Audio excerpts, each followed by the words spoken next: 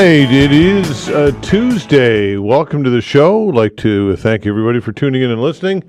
Vanessa is away today. Blake Priddle is on the other side of the glass. So be kind to Blake, as I'm sure you all will be. And we've got lots to talk about today, including the Liberal leadership, which is heating up. We've got a new vying candidate. Jaime Batiste is joining the race, of course, and you all know, of course, about Jaime and what he brings to the table. Indigenous from our region, of course, and I think it's going to be should be a decent chat when I have Jaime on the show at about noon. He's going to call us about noon today.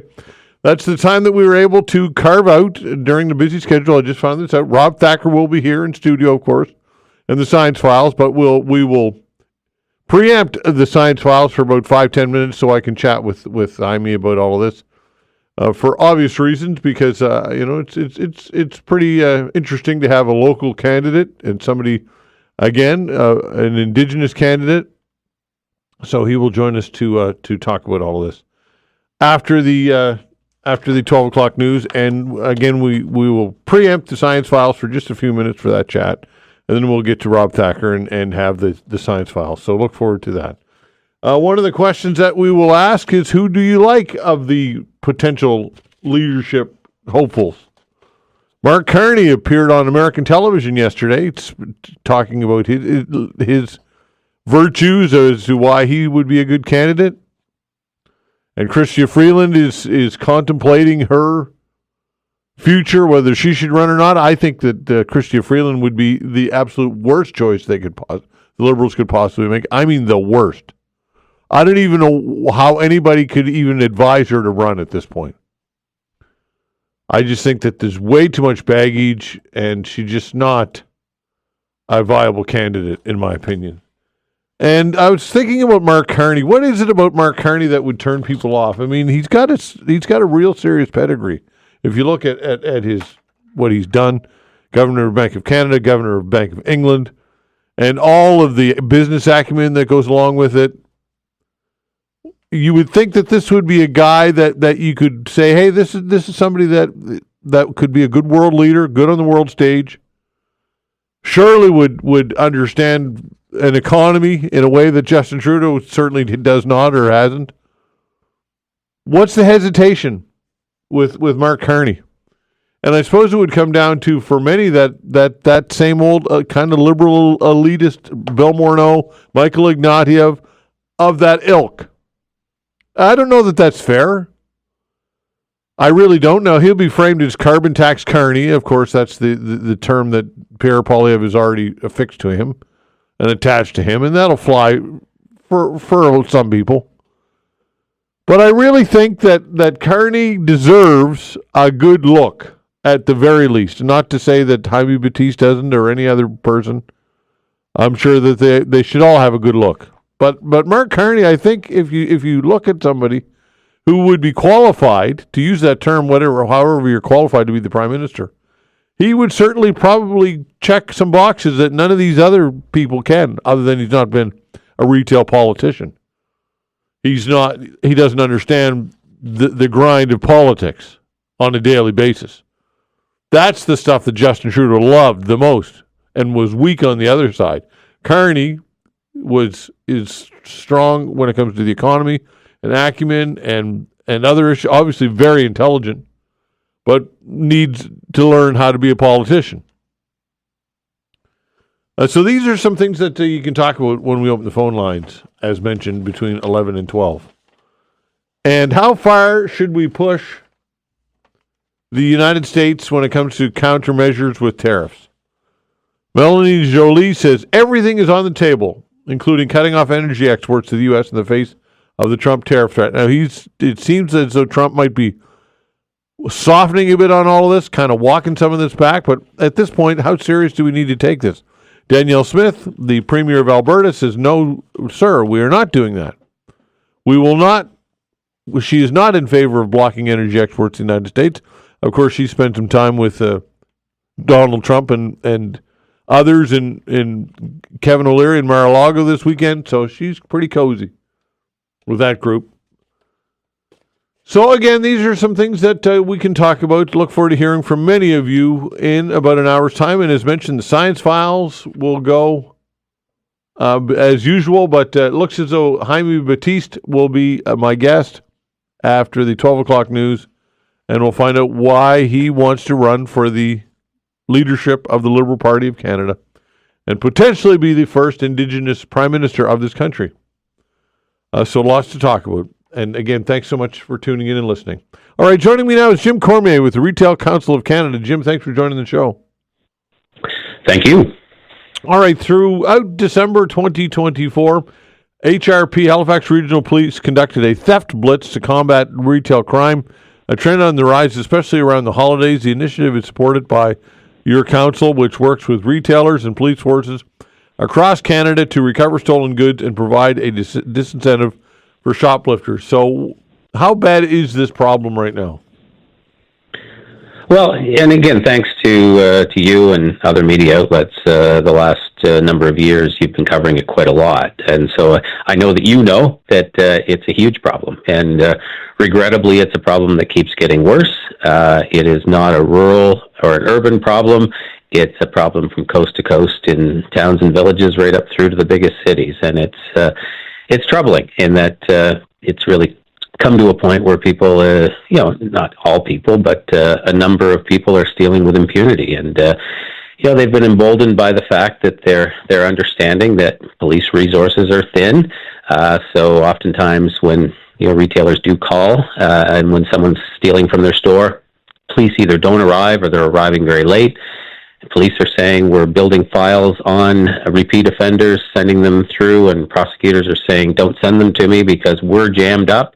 And then if they do get to court, judges are doing catch and release by saying I'm not going to do anything to this person. And so that person ends up back into the retail store the very next day, emboldened, upset, and that's when we start seeing the side effect, which is that retail employees are either being verbally or physically assaulted. It's a huge vicious circle, and we are continuing to call for action.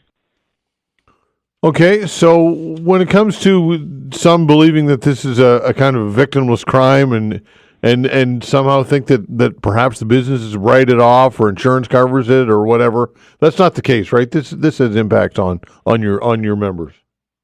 Well, it's a human issue too. Again, whether you're a small independent retailer or you're one of the largest in the world, it's on those ones, the larger ones, that people think, well, it's a victimless crime, they can afford it. What if you're the retail worker that gets punched in the face by somebody that's brazenly going in to steal? Security guards, people say, well, why don't they just hire more of them? Well, security guards are very limited in every province as to what they can actually do. And, what we found over since the pandemic in particular is that, there's not a lot that they can do when it's an organized retail crime group going in and stealing, certain products, stealing, duffel bags filled with products. So it's very difficult, and it's obviously in the end on the business side to it.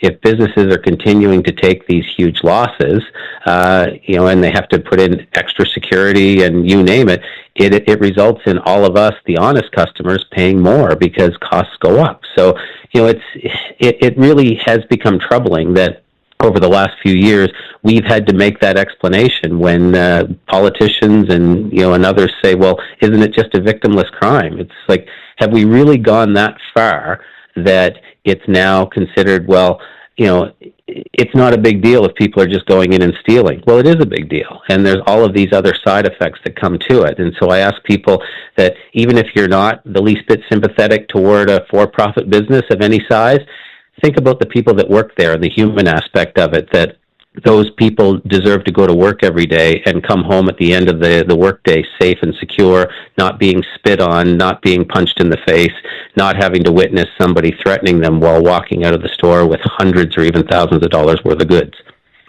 Yeah, how do people steal heat pumps? My gosh. I mean, you don't shove that under your jacket.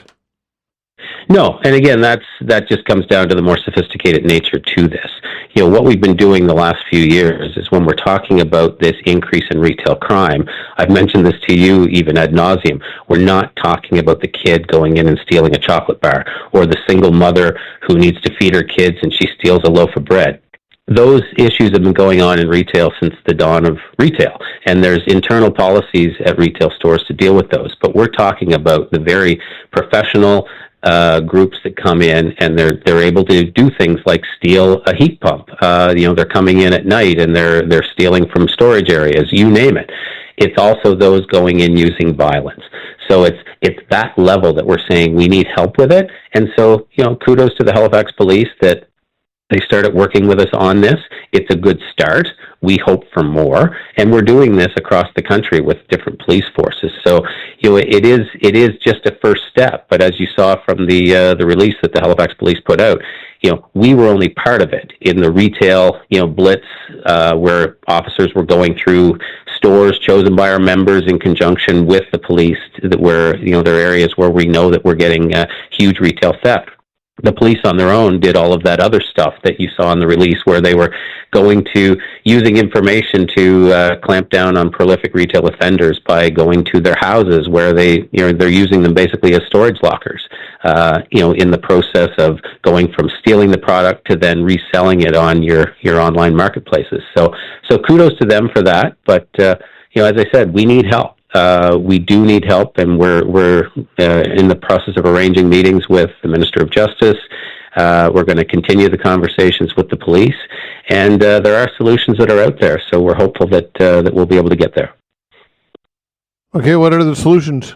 What does help look like? It's interesting too, because at times you can run into the simple politics of it, where people think that it's only right wing governments that are hard on crime and left wing governments that are more that just want to catch and release them all. But the new government in Manitoba, NDP government, came in, and one of the first acts that they've done is just at the end of 2024. They announced that they know that there is a huge retail theft problem in the city of Winnipeg. So they committed just before the end of last year 12 new police officers for the city of Winnipeg that the province will fund, and those 12 officers will be primarily responsible for dealing with retail crime. That's a positive initiative. It's proactive, and it's also understanding, finally, that this is not a victimless crime and that this has gone way out of control. Why can't we do that? Obviously Halifax isn't as big of a city as Winnipeg, but why can't we do something like that here? And so it's that sort of initiative that we're looking at. Well, we're going to be chatting with the province about that. Let's see what we can do. Maybe we can continue with these retail blitzes to help police understand that, being back on the beat as the beat cop in and out of retail stores, most customers will look at it and think, hey, isn't that nice? I get a chance to actually interact with the police officer. And so, it develops a positive relationship, while at the same time deterring theft, because the police officer is actually there. Not 24/7, but, in and out enough that people are maybe having less of an impetus to steal if they so choose. But again, this takes resources away from policing, because while they're doing this, they're not doing it. They're not able to investigate other crimes or do traffic patrols or that type of thing. So there is a cost here to taxpayers and to society at large by having to address this issue, right?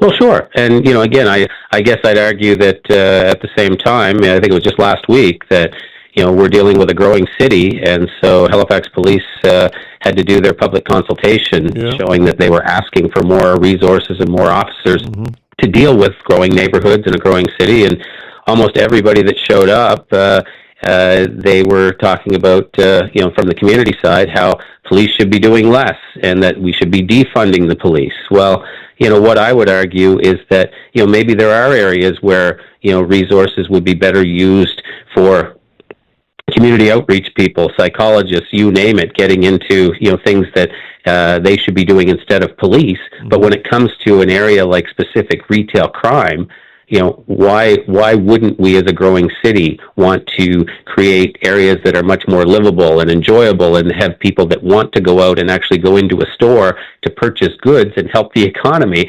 But in some respects, they're not doing that because they don't like what they're seeing in the retail stores, when they're in aisle 5 and all of a sudden somebody is just, walking out with a huge duffel bag filled with cashmere sweaters or whatever it might be. So, there are ways that, money can be diverted, or, in the case of the province of Manitoba, they felt it was not a bad idea that the province could potentially be involved in helping to fund a city's police force. Yeah, interesting. Okay, Jim, thanks for doing this. We appreciate it, and we'll talk again. Anytime. Thank you. All right, take care. Jim Cormier, Retail Council of Canada. Drop capital gains plans. Focus on real health issues, according to the Canadian Medical Association. I'll have a conversation with its president when we come back.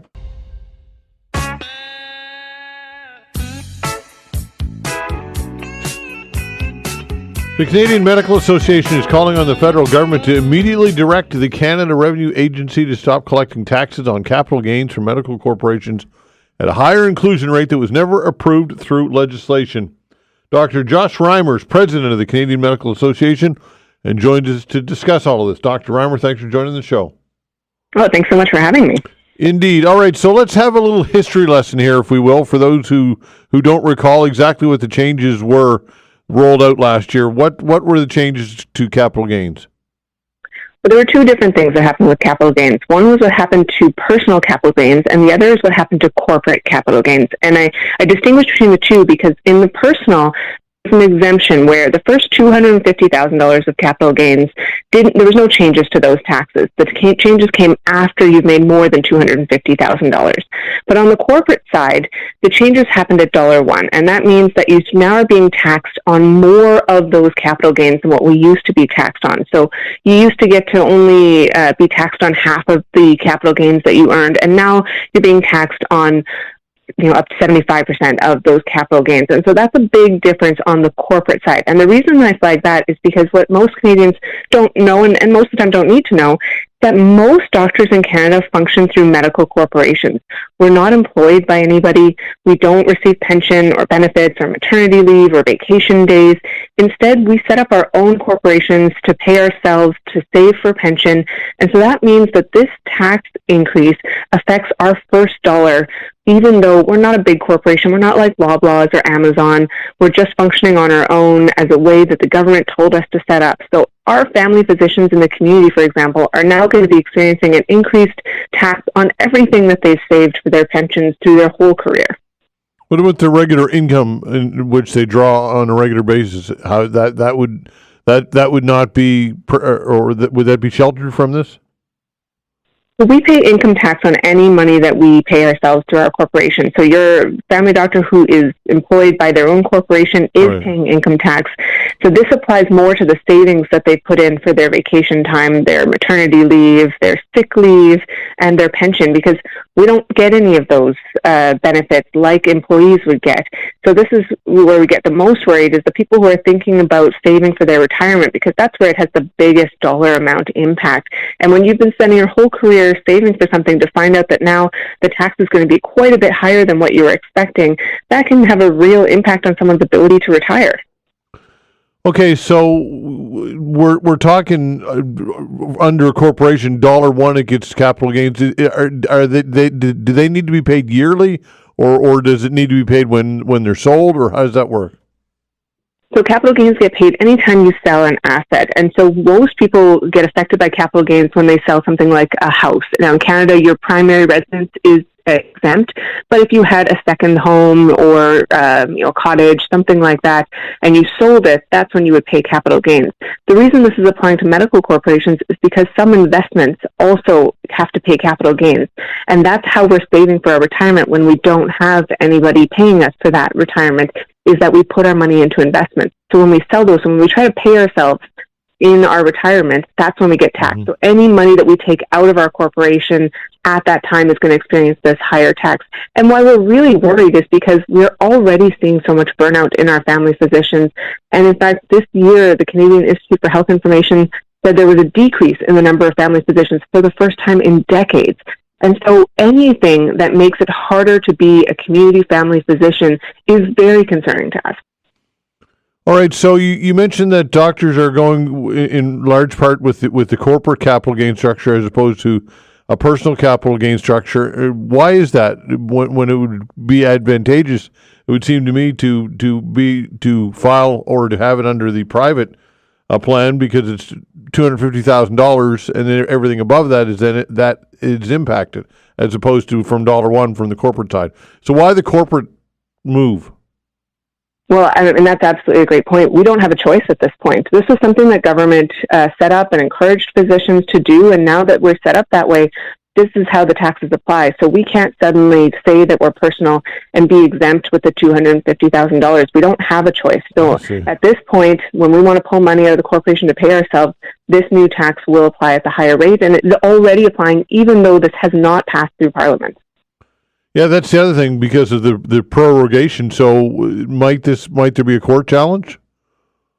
I think there absolutely could be. Now, obviously, I'm not a tax expert. Taxes are very complicated, and that's something that's going to need to go through those folks to determine how this rolls out. But my understanding is that this is commonplace, that when the government issues their intention to change the tax laws, that the CRA puts that in place right away, which makes sense because you don't want people to suddenly try to shelter their money and make big changes knowing a tax change is coming. Mm-hmm. But in this case, when it seems growingly unlikely that this is actually going to make it through Parliament because it's been prorogued, because the opposition parties have said they're planning to not let the government continue, it seems very unlikely at this point that this is ever going to get through Parliament. So at this point, our medical corporations, our community family doctors are being taxed at a rate that has not and probably will not ever pass through Parliament. And that feels very frustrating to those folks who are just trying to save for their own retirement when they don't get anything from the government for retirement.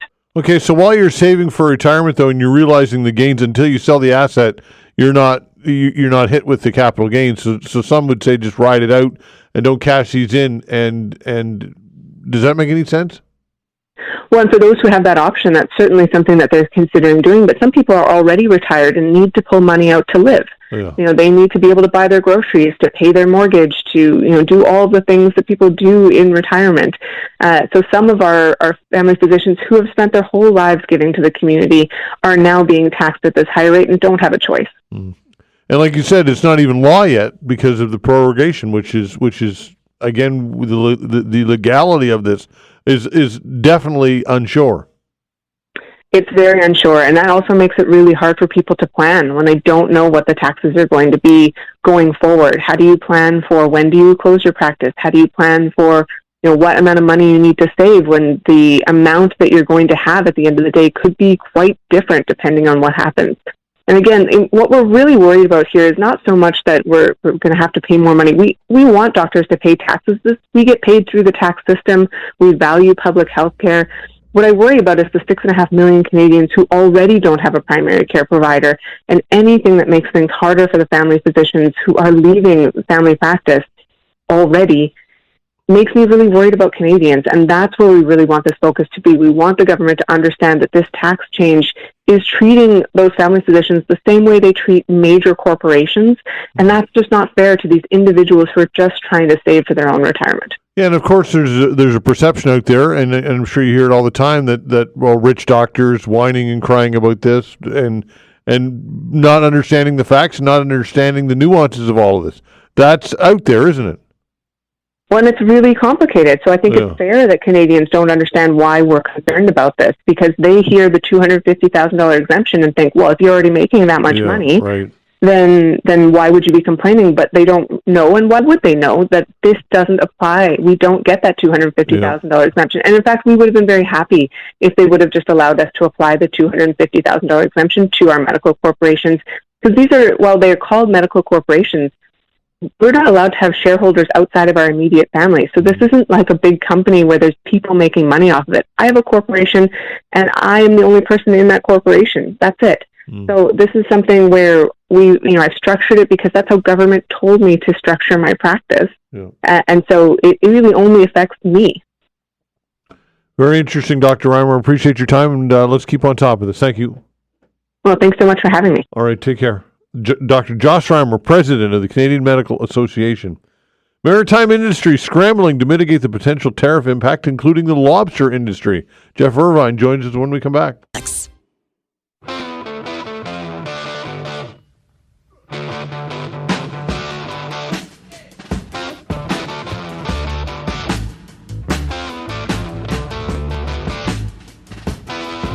All right, maritime industry scrambling to mitigate the potential tariff impact with the January 20th fast approaching, and the executive orders will be coming fast and furious from Donald Trump. One might include a 25% tariff on Canada, although on Canadian goods, although he seems to be backing off a little bit. But with Donald Trump, you just never know. Joining us to talk about all of this is Jeff Irvine. He's the executive director of the Lobster Council of Canada. Jeff, thanks for joining the show. Oh, thanks. Thanks for having me. All right, so it goes without saying that your industry is deeply, I'm sure, linked and concerned about all of this. Absolutely. The U.S. is our biggest market for lobster, predominantly frozen, but also a significant amount of live. $1.6 billion in exports in 2023 out of 2.6 total, so about 60% of our market. So yes, we're very worried. All right, how much of that do you think you might lose if, in fact, the 25% tariff? Because you wouldn't lose it all, but what would be the impact on that 1.6 billion? Well, that's unknown. I mean, the expectation is that prices will have to come down to compensate for the tariff, which will mean lower prices to harvesters, lower prices to processors and live shippers. But it's new territory, so nobody's really sure what it will mean. But the concern is that everybody will receive less money for their products, and our challenge is we don't have we have other markets, but no other market can take the place of the United States. So that's the challenge. All right. So how are you preparing? How's the industry preparing for this, or can you prepare for it? Well, sort of at the micro level, companies with frozen inventory are moving it into the U.S. in advance of the inauguration to protect that investment. The good news is this time of year, there's not a lot of fishing. There's not a lot of processing and live shipping activity except for existing product. It's mostly going to China for Chinese New Year. So people are positioning inventory. They're planning, but mostly what we're doing is advocacy. We're working with associations in the U.S., companies in the U.S. who make money from Canadian seafood. We're working with all levels of government to make sure they understand the level of risk and the importance of this industry to Atlantic Canada and Quebec. So there's a lot happening, but at the end of the day, as you said in the intro, it's a wild card. We don't know what's going to happen in a week. Countermeasures. What are your thoughts on that, I guess? Well, considering Canadian processors rely on lobster from Maine and Massachusetts in the summer and the fall, keep their plants open, we are telling the federal government that we do not want to see lobster from the U.S.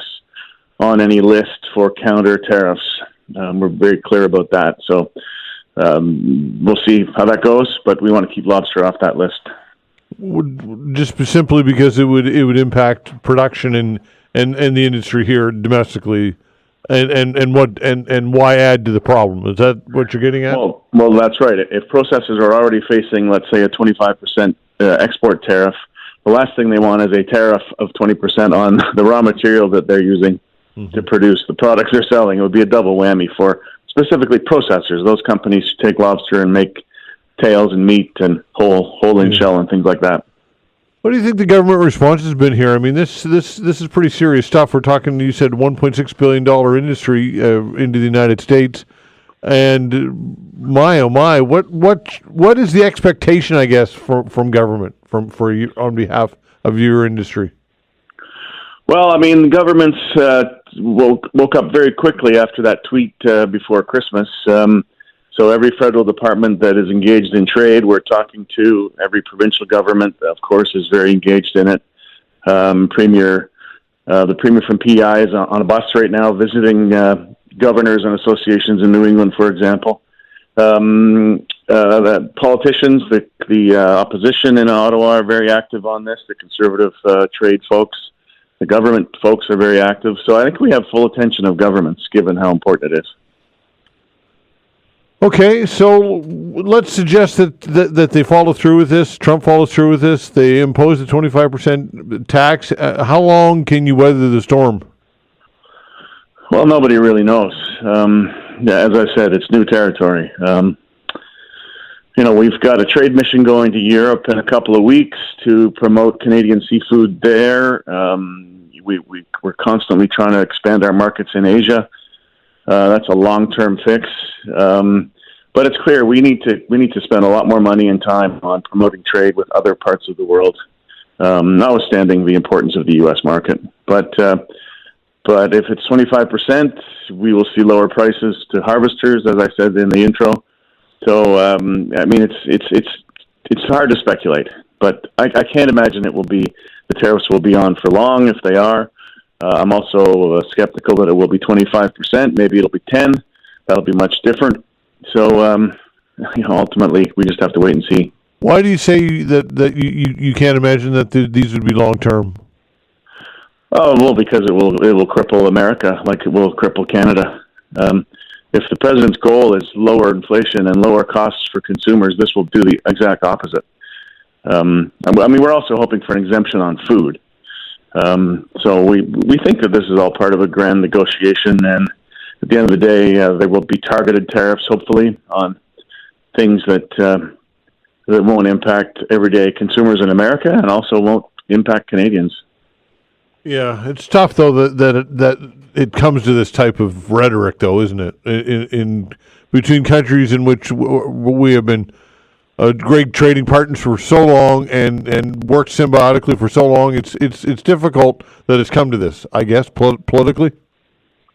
Well, that's a whole different conversation. But of course, it's completely dysfunctional. But we have to deal with what the cards were dealt with. But no, it does not imply a sensible relationship amongst two of the best friends in the world. No. Okay, you seem optimistic though. The vibe that I'm getting from you is that you seem as though you're optimistic that somehow this thing's going to be averted or they'll figure it out. Is that a safe takeaway? Well, I work in the lobster world, so I'm always optimistic. I just believe that at the end of the day, the president will realize the damage that a blanket tariff program would cause on Americans, and will do something that's more strategic. It would not make sense otherwise. If he's trying to remake the sort of economy of America to have more products produced in America, right, it would make no sense to disallow American companies who make very good money on products from around the world to stop doing that. So, yeah. No, I mean, who knows what will happen? But I guess I would say we're prepared for the worst, or so we're preparing for positive news, but we're preparing for the worst. Right. Okay. Jeff, thanks. I appreciate your time as always. Anytime, Todd. Thanks. All right. Take care. Jeff Irvine, Executive Director of the Lobster Council of Canada. $1.6 billion exports could be impacted, folks. And that's just one industry. Just one industry. Okay. School boards across Canada are grappling with the fallout from a significant cyber attack on PowerSchool, a widely used administration software platform. We'll discuss all of this with an expert when we come back.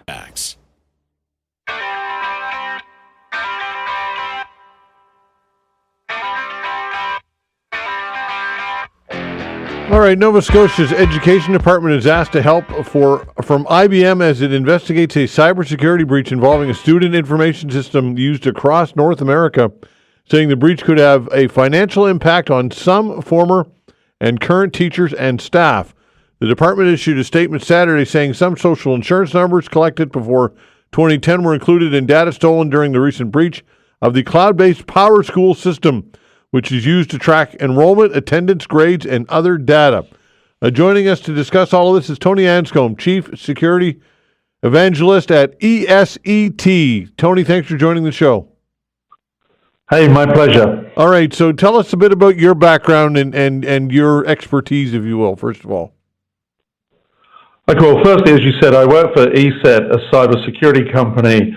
In fact, we're the largest cybersecurity company in Europe that provides endpoint protection. But about me, I've been in cybersecurity prior to it being called cybersecurity back in probably between 25 and 30 years now, back when it was known as IT security. All right, so tell us about this PowerSchool breach here.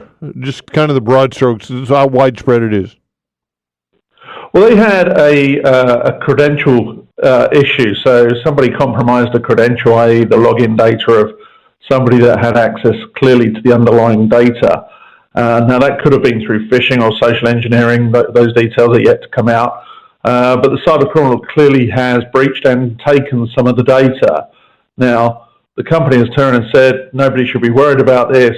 The data won't become public, which typically means that they've paid an extortion fee to the cyber criminal not to use or publish the data on the dark web, and probably ask them to delete the data.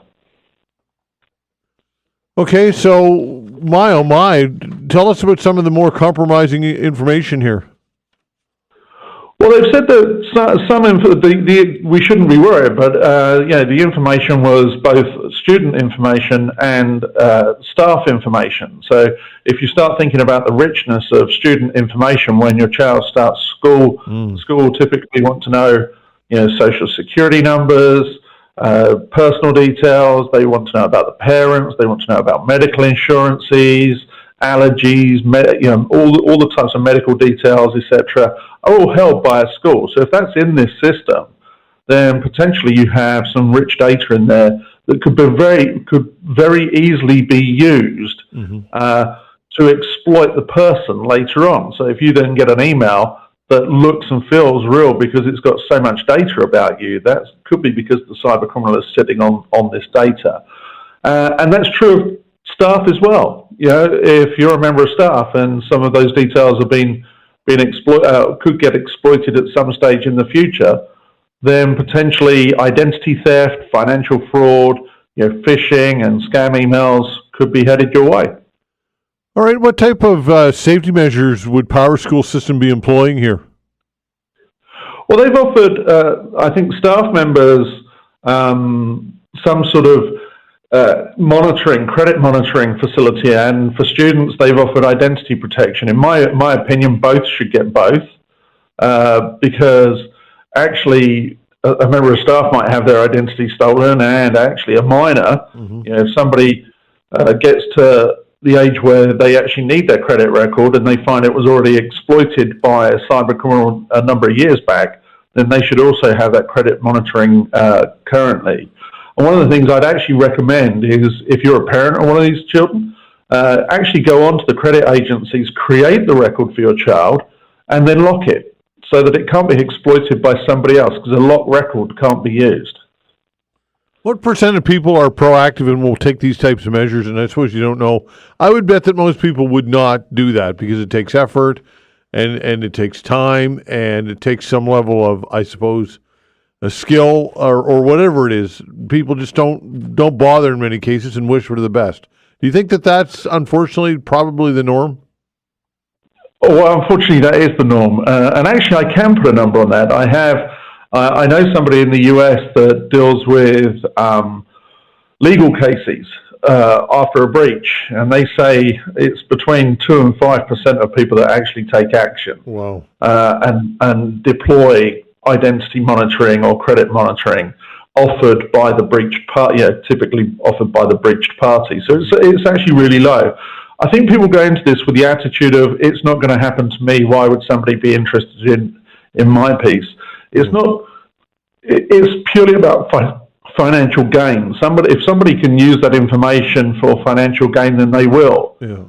So the attitude of it won't happen to me, unfortunately, is it's a bad attitude to have. You really need to take it seriously. Do you think it's possible, and I suppose anything's possible, that they strategically sit on some of this information? They don't try and use it right away, kind of lull people into a belief that they're okay, and 5 years, 10 years later, then use that information? Well, no, because data becomes old.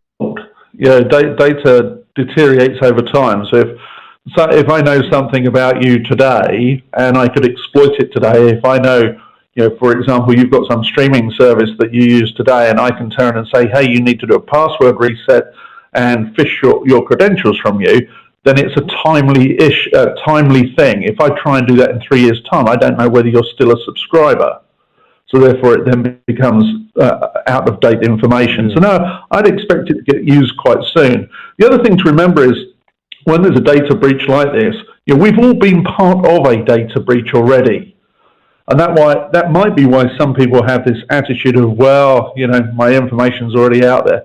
This piece might be the last piece of the puzzle needed to complete your identity picture that somebody could go and exploit. So, don't think that the cybercriminal is only sitting on this data. They'll have downloaded other data from other breaches that's available on the dark web, and they will actually aggregate that data together to have a better picture of the people that potentially they go out and scam. Yeah, I suppose so. But some things like social insurance numbers, those things are evergreen, right? They're going to be around they're not going to change. Some of that type of information, perhaps. What do you think? Yeah, I mean that type of information certainly, but on its own is less valuable. To exploit a social security number, you probably need to also know somebody's home address. Maybe you need to know where they bank, not the banking details, but you need to piece it together with other pieces of information to be able to exploit it. So I think it does have a time sensitivity to it. All right, when you think of all of the people and all the organizations that we share information with, whether it be credit cards or municipalities, health associations, I mean, it just goes on and on and on. And I would think that at some point, probably, I don't know what the statistics would show, but at some point, is it inevitable that some of your data will be breached at some point, at least at some level? I think it's fairly certain that I could say that everybody's data has already been breached in some way, somewhere. Yeah. If somebody's managed to avoid it, then I'd love to know how. Mm-hmm. But there's so many data breaches that happen. But it's one thing you mentioned. There's so many different organisations. One thing I'd always recommend to people as well is that actually they think about the information they're giving somebody. Does that organisation actually need that piece of information, or is it that they're gathering data so they can better market to you or advertise to you in some way or offer you products? Think of your information as an asset, and only actually give somebody that asset when they actually need it. Well, unfortunately, a lot of times that these things happen are during financial interactions and people applying for credit or for a loan or whatever it might be, and they feel at that point they're vulnerable because they don't want to be denied, or they feel as though they want to be compliant, and therefore they're at a disadvantage. What are your thoughts? Well, yeah, and it could well put you at the disadvantage. But when you're applying for that loan, if one of the questions asked by the company is, do you have home insurance? Mm-hmm. What's that got to do with the loan? Mm. It's not. They're gathering data so that they can potentially, through another branch of their own company, then try and sell you something else later on. Yeah. Always question what the data is and that it's actually applicable to the transaction that you're having. Because when you ask the question, you might actually then be told, oh, that's optional. You don't need to give it to us. But they won't tell you it's optional unless you ask. Okay, so when it comes to cybersecurity, are there any companies that are, or organizations, or what NGOs or whatever it might be, that are really leading the way, that are on top of the wave here when it comes to this, or is everybody kind of just playing catch up, cat and mouse with those who are nefariously using the web for these purposes? Well, firstly, Canada has some fairly strict laws on data security and privacy legislation. So, the government, your government is already protecting you, forcing companies to go down paths of encrypting data, having two-factor authentication on data, and etc. So the process of securing data is quite wide. However, in this instance where somebody's stolen a credential, of course, they get in and they go bypass, in effect, that requirement to get to the data. So yeah, there is legislation out there. There are identity theft companies. I mean, us at ESET, we provide some of those services as well. But there's a lot of companies out there providing identity theft and credit monitoring. One thing I would say is, I mentioned actually locking credit records for minors.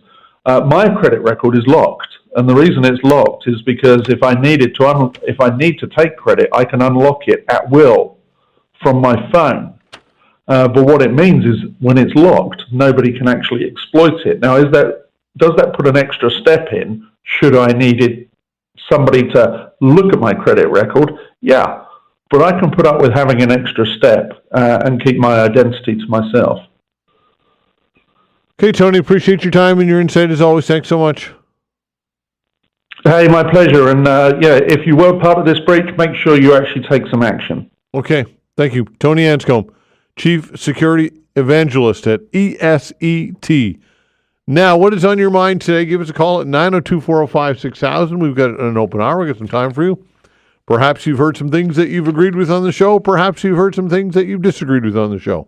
All good. Give us a call at 902-405-6000. Your calls when we come back. Facts.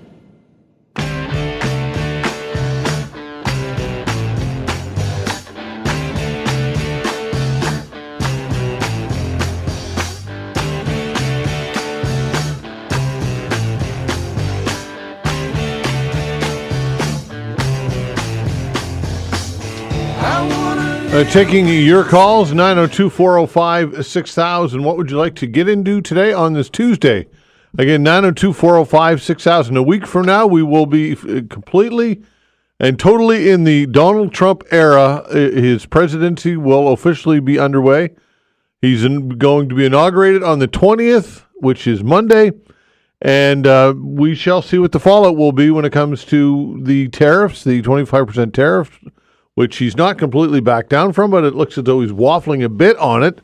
Again, this could be the art of the deal or whatever vernacular you want to use. Either way, it's going to be a crazy 4 years, folks. And how can this country pivot and deal with it? This is the biggest question that faces our government, which is, of course, is defunct right now, as the Liberals look for a leader. Although it's still in place, it still has a cabinet in place, including Melanie Joly and Dominic LeBlanc. So it's still functioning at the executive level. But with Parliament prorogued, there's nothing that can be done to pass bills or laws or any of that stuff. And therefore, basically a defunct government. Mark Carney making the talk show, making a talk show appearance in the United States yesterday, espousing the virtues of himself and what he brings to the table. And we know that Justin Trudeau was on CNN recently. Doug Ford has been on American television quite a bit. Danielle Smith, the Premier of Alberta, visited Mar-a-Lago this week talking to Donald Trump and Kevin O'Leary, and that was basically a love fest, as there's a lot of conversation about how to deal with this and how to handle tariffs. And Melanie Joly, as I mentioned, the Foreign Affairs Minister, says that nothing is off the table when it comes to countermeasures, including the threat of withholding energy. She said here in an interview with Vashi Kapelos on Question Period of CTV, said, "What I can tell you is everything is on the table," and asked specifically whether the government prepared to cut off energy exports south of the border. Trump has threatened to get, as mentioned, 25% tariffs on all imports from Canada once he's back in the Oval Office, a measure that would have devastating effects on both economies. Now, I talked to Jeff Irvine earlier in the show with the Lobster Council of Canada, and he said that it would be absolutely devastating. So one of the questions that I'll ask you is how serious should we take this? And how, when it comes to countermeasures, how far do you go? Do you go to the point where you say, okay, the gloves are off, no more Mr. Nice Guy, Mrs. Nice Guy, whatever term we want to use. We are going to counter you and with the best cross punch we can possibly muster. And whether it's enough or not, it's what we need to do. And if that means cutting off electricity from Ontario into the United States, or energy exports through oil, or whether that be aluminum or minerals or whatever it is, do what you need to do and just get off the idea that we can be nice and charm Donald Trump into changing his mind, because clearly that's not, that might be the case that we could do that, but we can't bank on that at this point. So what do you think we should do here as a country? What are your expectations? Also, when it comes to the leadership of the Liberal Party, could the federal Liberal Party have its first Indigenous leader? That's the hope of Nova Scotia MP Jaime Batiste, who will be joining this show. We think the plan is after the 12 o'clock news, we'll have Rob Thacker here for the Science Files between noon and 1, but we'll preempt a bit of that to chat with Jaime Batiste because I think it's important that we have that opportunity. So far, the only declared candidates are Ottawa MP. There are, Frank Bayless, Several cabinet ministers rumored to be interested have decided to sit it out, with some saying they need to focus on the economic threat of the new Trump administration. So no real big names yet officially in, although Mark Carney, we can assume, is running. I think that that's the case. So what's your take on Mark Carney? Do you feel as though Mark Carney is the right guy because of his business acumen as being the governor of the Bank of Canada and the governor of the Bank of England, and all that he brings to the table when it comes to that business side of the world? He has an air about him. I think a statesman type approach to him. I think he could smooze with the best of them, obviously. The knock on him, of course, and it's an easy one to make, is that it's another billionaire elite. Somebody who's out of touch. What are your thoughts on that, or anything else you want to get into? 902-405-6000. And something else that I wanted to quickly raise was that it came from a call yesterday during our Counselors on the Hot Seat from Gloria. And we had our counselors in here, and Gloria made a comment, something to the effect that she criticized, and I think it was Sean Cleary, who said that he will not have his phone all activated or on during his vacation time over the Christmas break. And Gloria said that he had to have his phone on 24/7 in case someone wanted to complain. Well, an emailer, Mark, says this, says Gloria said that in the Counselor Hot Seat on Monday, when talking with Sean Cleary not being allowed to have some vacation time to himself, he had to have his phone on 24/7 in case someone wanted to complain. He says, I usually agree with Gloria, but I am 100% against her thoughts on that. Even counselors need a break, and just because Gloria wants to work 24/7 doesn't mean that's what the job requires, or that people should be held to that standard. Where is she going to say, what's she going to say when the next person puts their phone down for a day or a week while on vacation? She's going to tell it how it is. Shame on you, Gloria. That comes from Mark. So I thought I'd throw that out there. And do you agree with Gloria in this, that counselors, if you want to be a member of council and receive a big salary of over $100,000 a year, should you always be accessible and answering emails 24/7 all the time? Or do you have the right, like anybody else, to take a break from it for your own mental health and your own peace of mind? What do you think, folks? Is Gloria right? Should counselors be always available and answering phones at all time without breaks, or should they have the right to put the phone away and to turn the brain off and have work-life balance? And the same could be said for all politicians. What are your expectations from your politicians? Should they be on call 24/7, or do they have a right to a balance, a work-life balance? 902-405-6000. So I threw a lot of stuff out there, folks. Give me your thoughts. What's on your mind? Let's start with Bernie. Hello, Bernie. Hi, Todd. How you doing? Well, you?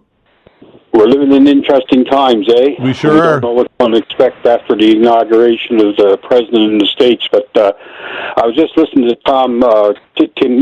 Ted Sanford last night, the head of the union, and he's an economist, and he broke down the trade deficit where it was almost nil between Canada and the United States as far as a surplus going to Canada. Yeah. It was almost negligible what he come up with. So Trump is just pulled that figure out of the air, and that's where he got his emphasis to say he's going to put tariffs on Canada.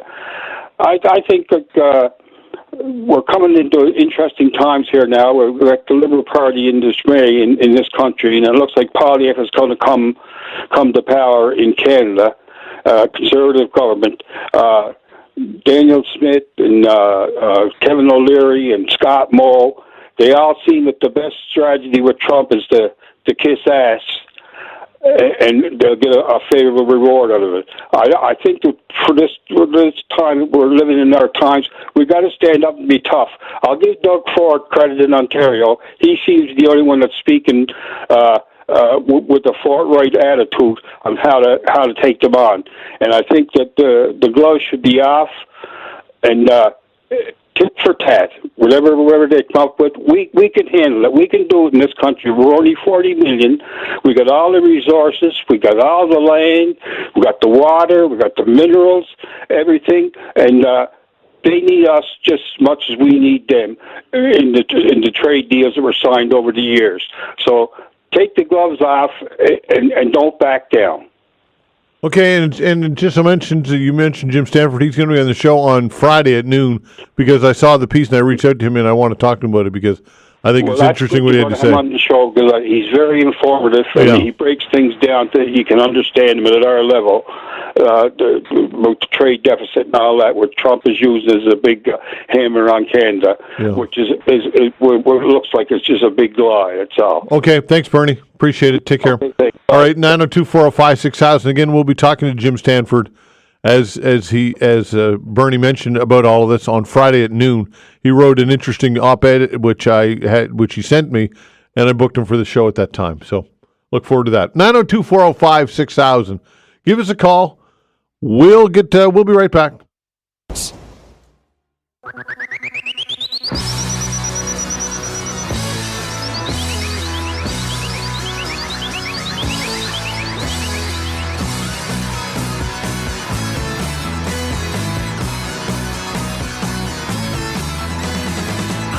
All right, continuing with your calls, 902-405-6000. Gloria, I thought you might be listening. I thought I'd throw that out there, so I'm glad you called. I'm always listening, Todd. Todd, what I said, excuse me, for a counselor to put their phone in the drawer on the 23rd of December and take it out on the 6th of January is shocking. We're living in very difficult times, Todd. We're living where families might need to call for food. We're living where families might need to call when their power is shut off. A man died during that period down on Gary Street. We're living in very hard times. People are being evicted. They're looking for somebody to talk to and perhaps lend a hand. It depends how serious you take your job and how much compassion you have, in my mind. And for the man to say, shame on you, Gloria, I stand behind everything I said. Okay, so... Sure, counselors have vacation. They have vacation in the summer or whenever they take it. Right. But the average person doesn't take from the 23rd of December to the 6th of January. How many vacation days do doctors take? And so Sean Cleary said that in the record that's what he was going to do, right? No, it was Sam Austin. Or Sam Austin. He was on the hot seat. He said it. Right. Damn, I see. Okay. All right. So you're not saying that counselors should always 24/7 be available, but you're saying because of the I didn't say that. No, you said because of the circumstances that we're dealing with, and that people are in that they should be available. I think so. Yeah. I think so. That's my feeling. That's the way I operate it. Not everybody doesn't have to operate the way I did, but I had a lot of compassion and a lot of caring for people, and I knew that if there was somebody out there looking for help, that I would be available if I could help them. Right. Okay. Gloria, thanks for calling. Okay, Todd. All right, take care. All right, of course, that was in reaction, in case you just tuned into an email, which somebody sent along. Which criticized Gloria because Gloria mentioned or was referencing yesterday on the show during the Counselors on the Hot Seat that the previous week Sam Austin said that, again, I think from whatever the date was, from the 23rd to the 6th of January, he was going to turn his phone off. And Gloria was very critical of him, and somebody sent an email criticizing Gloria. So I just thought I'd throw that out there. 902-405-6000. Hopefully you can follow the bouncing ball there. Dave, hello. Yes, good morning, Todd. I don't think I want to talk about the tariffs. I think it's getting a little tiresome, in my opinion. We'll just wait and see what happens. Okay. Good topic, though. You've had a lot of popular calls coming in for that. Yeah. And stirred a lot of... But something positive that's coming out, there may be a peace deal in the Middle East. And ironically, you remember when Trump said, all hell will break loose if you don't release those hostages by the time he's inaugurated, and voila, what's going on? Biden had 4 years to accomplish this. Isn't this ironic? 6 days before the inauguration. Now, it's not a done deal, but it sounds pretty solid. 33 prisoners are going to be released first, and then there'll be a couple other phases. Now, Again, we can't get all excited about that, but and he's been running the country since he's been in. You know, Biden, and according to the AP, Associated Press, Kamala Harris is doing a final world tour right now. I don't know why, spending all taxpayers' money traveling around the world, but according to the Associated Press, that's what she's doing. The vice president, in time of need in California right now, and what have you. And God bless them, and our Canadians that are going down there to help the fire. Yeah. Another thing that has really peeved me off that folks got to know about Canadian spending and our government, which is us, because we voted for the man, in 2022, we sent Haiti $400 million to help out its security, its democracy, and get itself back up on the feet and stability. Well, how far has that gone? How well has that gone in Haiti?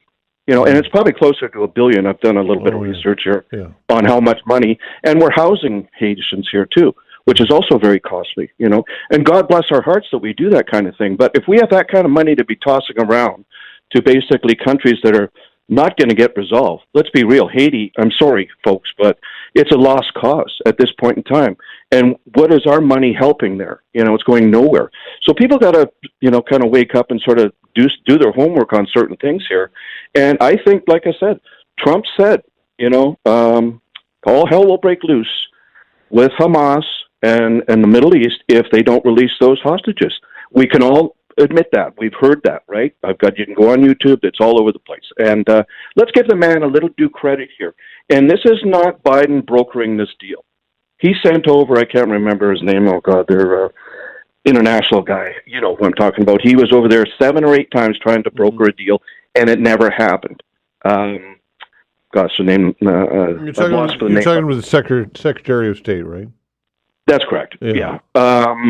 Anyways, Blinken. Yeah, Blinken. And with no resolve. And look what's happening right now. So I think, guys, let's just look at some positives that are going to come out with his leadership.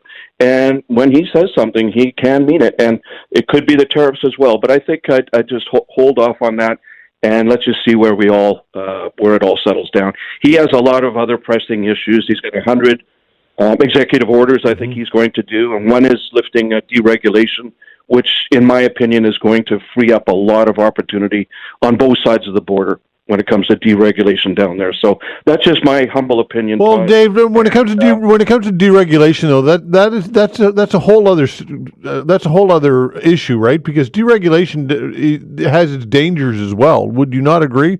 When you are relying on industry to regulate itself, oftentimes it cuts corners and does not properly. And I get it that too much government involvement, it can slow things down, and I understand that. But I think that there's a role for government, in particular with a lot of industries.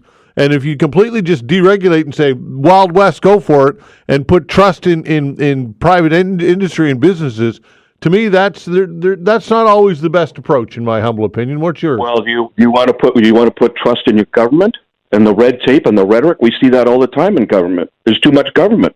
It's top heavy. And well, my point, Dave, is that you have to have some. You can't just tell government. I didn't say that, Todd. I didn't say that, did I? Well, basically, okay. So here's what happened when Biden got in on day one. He canceled Keystone XL. Yes. Cost a lot of jobs. Cost a lot of movement of our oil and bitumen and what have you. Yes.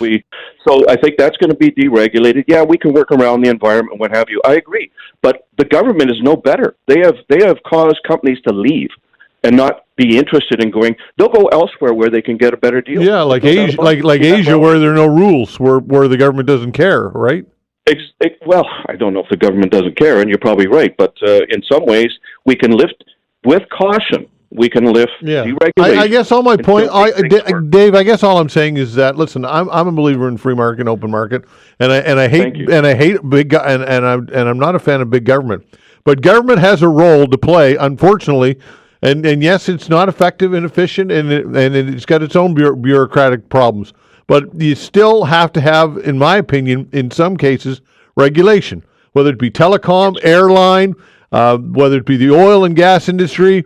You have to have some oversight, food, whatever.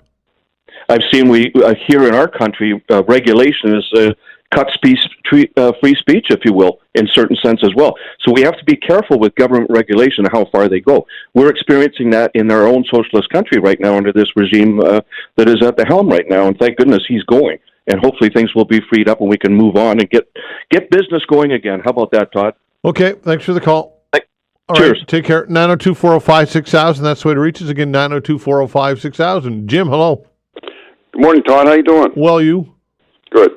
Just want to weigh in on something I just saw that Harper said in relation to Trump. He said anybody that threatens Canada the way he has is not an ally or a friend. So I think that's quite clear from a former conservative prime minister. And the other thing is, I wouldn't. Your audience that aren't liberals or liberal thinking or want to join the Liberal Party to pick the next leader shouldn't worry too much about the liberal leader, because only liberals are going to pick that leader. I recently just subscribed to the Liberal Party again after being away from it for many, many years, to the federal level, and I'm going to support Mark Carney. Why? Why? Because I think he's the best choice for the party at this time. I think he's far enough away from Trudeau, from Trudeau's ideology as far as big deficits go and what have you. And I think Mark has a philosophy which I've adhered to all my life, even in my political life. You always prepare for the worst scenario. So he's already accepted the fact that there's going to be tariffs initially, and then like he says, you have to have a strategic plan to counteract the worst scenario, and that's how he governs. So I think that he'll be the best choice for liberals anyway. I'm not so sure, what will happen in the country down the road, but I think he's the best choice to start building the center again, the so-called center anyway. Any concerns that people have that he's an elitist and out of touch? No, if you watch his interviews, I've watched them over many years. I've read his book. He wrote a book 3 years ago called Value, and that's basically bringing values more into the economic world. But no, he's a very what's the word I'm looking for, Todd? When you laugh at yourself, you make fun of yourself, and you're down to earth. It's just that he's been so occupied with his profession that he's not the type of guy that you couldn't sit down with and have a beer. Let's put it that way. He may come across that way, and that I don't know if that's going to hurt him, but I think what will help him is his plan for the future of Canada, and his belief as a member of the Liberal Party. And in regards to Gloria, can I comment on that? Sure, yeah. Yeah, councillors, I agree with her to the point where if you're a mayor or a councillor or whatever, you should at least have a system in place where the big thing for the public wants is a return call, whether it be an email or a phone call or whatever. Have a system in place where if you can't answer the phone yourself or choose not to, at least have a system in place where you see who's calling or who's emailing, whatever, or texting you, and get back to them within 24 hours for sure. Okay, Jim. And then you'll be okay. Okay, appreciate the call. Take care. Yeah, you too. All right, 902-405-6000. What is on your mind today? Give us a call, 902-405-6000. The open hour continues when we come back.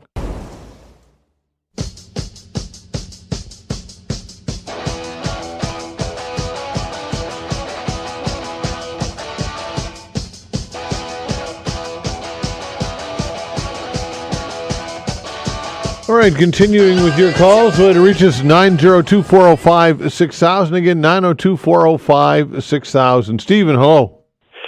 Hey, Todd. Happy Tuesday. Yes, indeed. Happy Tuesday. Happy Tuesday. I kind of have to agree and disagree a little bit with Gloria. I know a ton of people. I work in the private sector, and I know a ton of people that left December 16th and didn't come back until January 6th. And their out of office was on, and they didn't answer their phone and stuff like that. And I understand what she's saying is that there are times when, people need support, people need help, and you should be able to answer your phone. But you, as a counselor, they're human beings. They also need time off with their families, and we don't know where Buddy was going. He might have gone to Disney with his family. A lot of people go down to Florida or whatever for a Christmas vacation. I think the comment tossing my phone in the drawer was just a little offhand. He probably did have it. He probably was reading, and he probably would have answered it. But if it wasn't urgent, he probably would have ignored it. So I think people do need that time to recharge. They do need that time, and there's 365 days in the year. There's never a good time for an elected official to be away. There's always going to be something happening. Now, what Jim said, I really like that there should be a mechanism where somebody gets back to you within 24 hours. Mm-hmm. And we have 311. It's a great thing to call. So I understand where Gloria is coming from. I completely and totally disagree that you need to. She did not say you have to be available 24/7. She definitely did not say that, but she did say it was kind of. And I said, like I said, I think it's an offhand remark, tossing my phone in the drawer. Mm-hmm. But I do like what Jim said, is that there needs to be a mechanism where if you're away, then there has to be somebody that can call you back within 24 hours. But then that's going to add staff to a counselor. And then we're going to sit here and complain, why do counselors have admin assistants or somebody as well? So we're going to have, it's a double-edged sword, right? It is. And I think you're right. And I didn't hear the comment because I was away that day. Dan was hosting. So paraphrasing, Sam saying I take my phone and I toss it in the drawer for a couple of weeks. That's, I guess lacked a little sensitivity. He could have said, but some might say, look, I like the candor and I like him being honest about that. So really, it's personal preference, I suppose, and there's no right or wrong here when all is said and done. It's about somebody's style. And if Gloria feels as though that she was ready to take calls and answer calls all hours of the day and night, so be it. Power to her. But I don't think it's fair to suggest that that's the expectation on any elected person. Now, agree or disagree with that?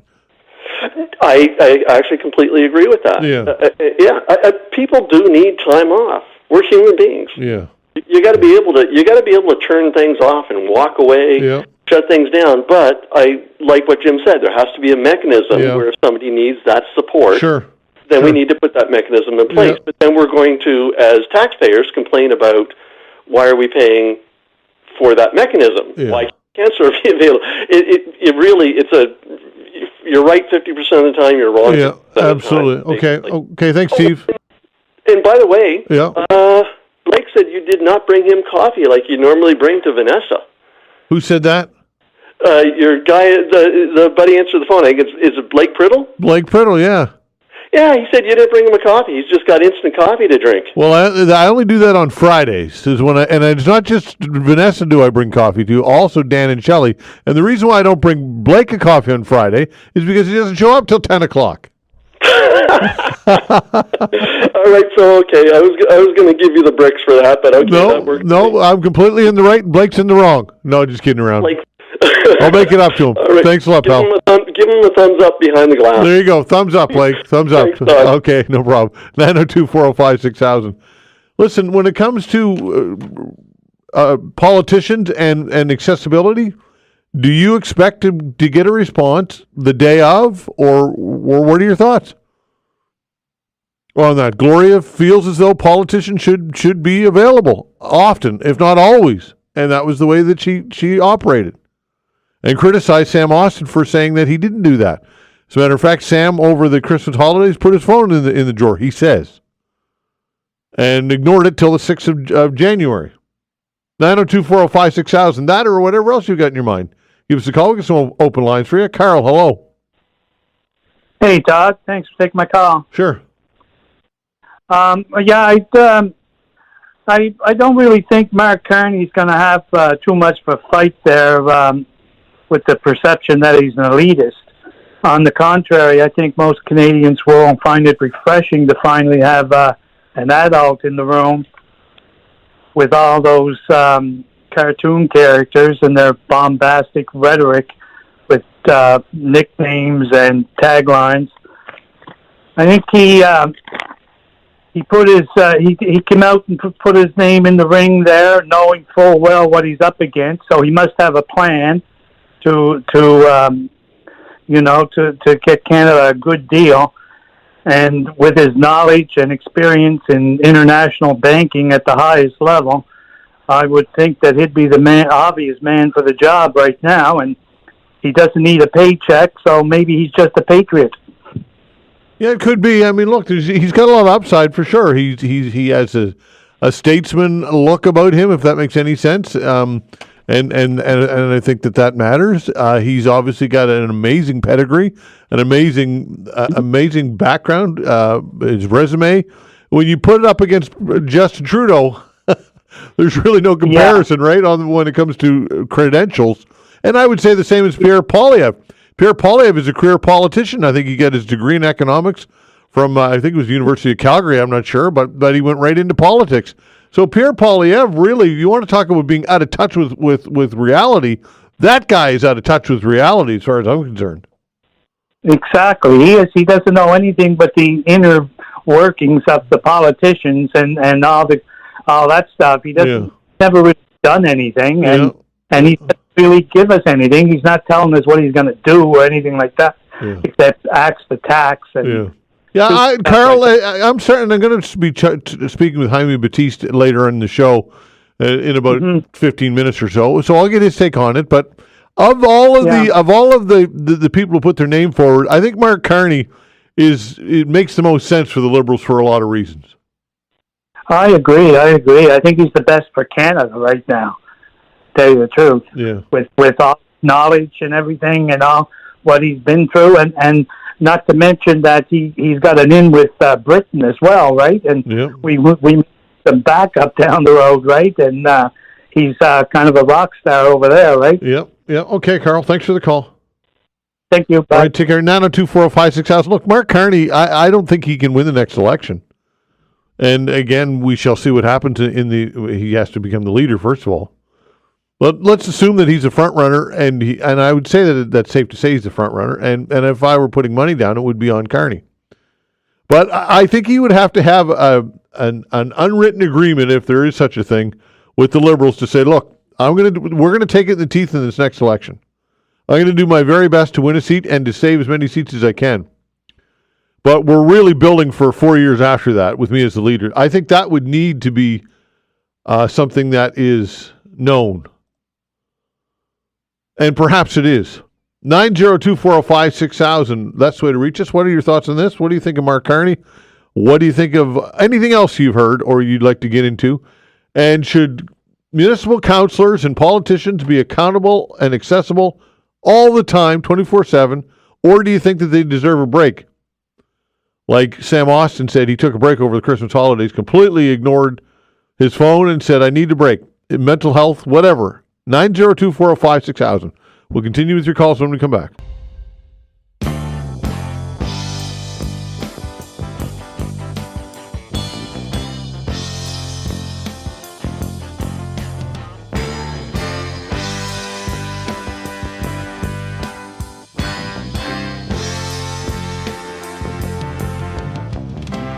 All right, continuing with your calls, 902-405-6000. We get some time for you to the top of the hour. Going to get some open lines as well, 902-405-6000. Phil says this concerning Mark Carney. He says, I don't think that Carney will win either, but I do think he will keep Pierre in the minority range.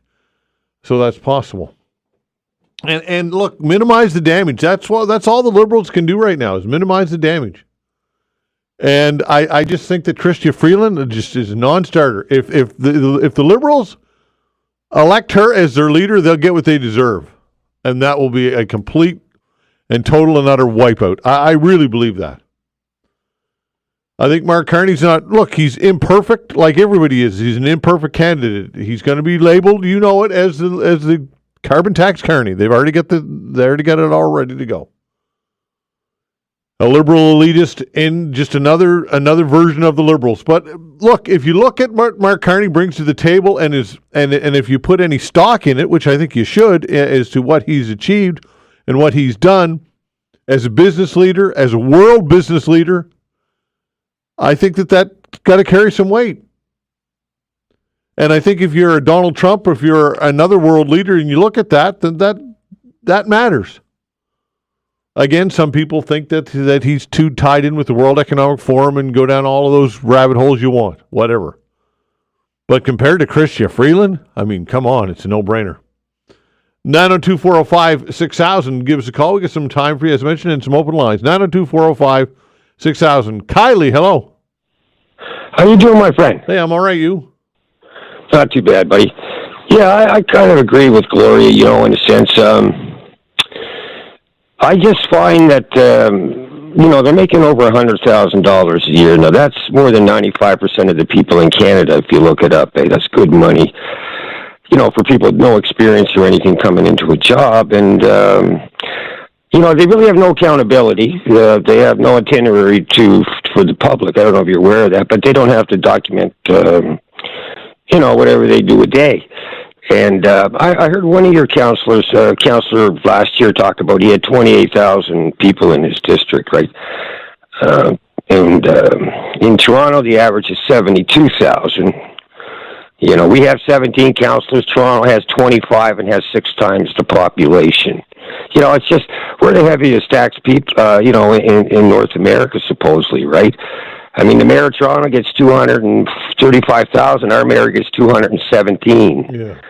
That's $4,500 a week. That's $18,000 a month, Todd. Yeah. $18,000 a month for a guy that really has no power. He's actually making more money than the premier. He makes about $210. And that kind of thing, right? Like, it's not so much that you need another person there. It's just I don't know what the answer is. Like, you don't want another person. Like I said, we got 17 counselors, and they basically have no itinerary, and that's what really kind of I haven't voted in years in the thing, simply because I don't believe a lot in what they do over there. They have no real power of owning tickets and stuff like that, and I was very disappointed about all the money they spent on the bike pass over in Halifax. And if you go over to Dartmouth, they come off Wise Road and then they end, right? So that's a lot of money for a small amount of people. For a province that owes a shitload of money, that's what you call a pet project. And I agree with Gloria. I knew her husband. I didn't know her husband, but I knew he was a fighter. Actually, I knew her husband's brother, Kobe.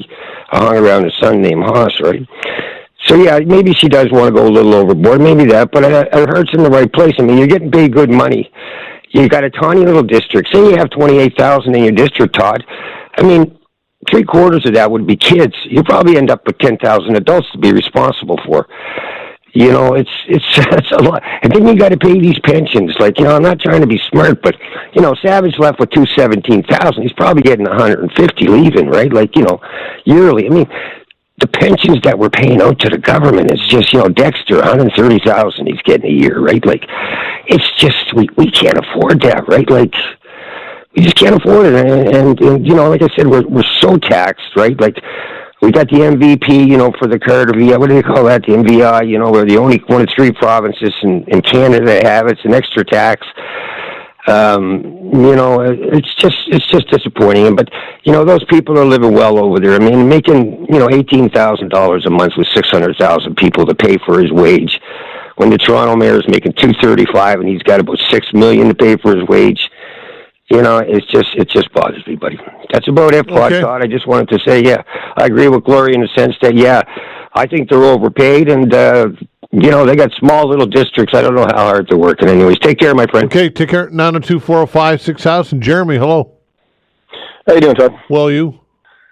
Good, thanks. Yeah, I don't know. I'm going to weigh in a little bit on a bunch of different things. I think Carney is the best choice in a bad situation for the Liberals, for sure. And I think you guys are exactly right to have been sort of, I wouldn't say extolling his virtues, but saying, yeah, you know what, he's got credibility on the world stage, and he's got it for good reason, I think.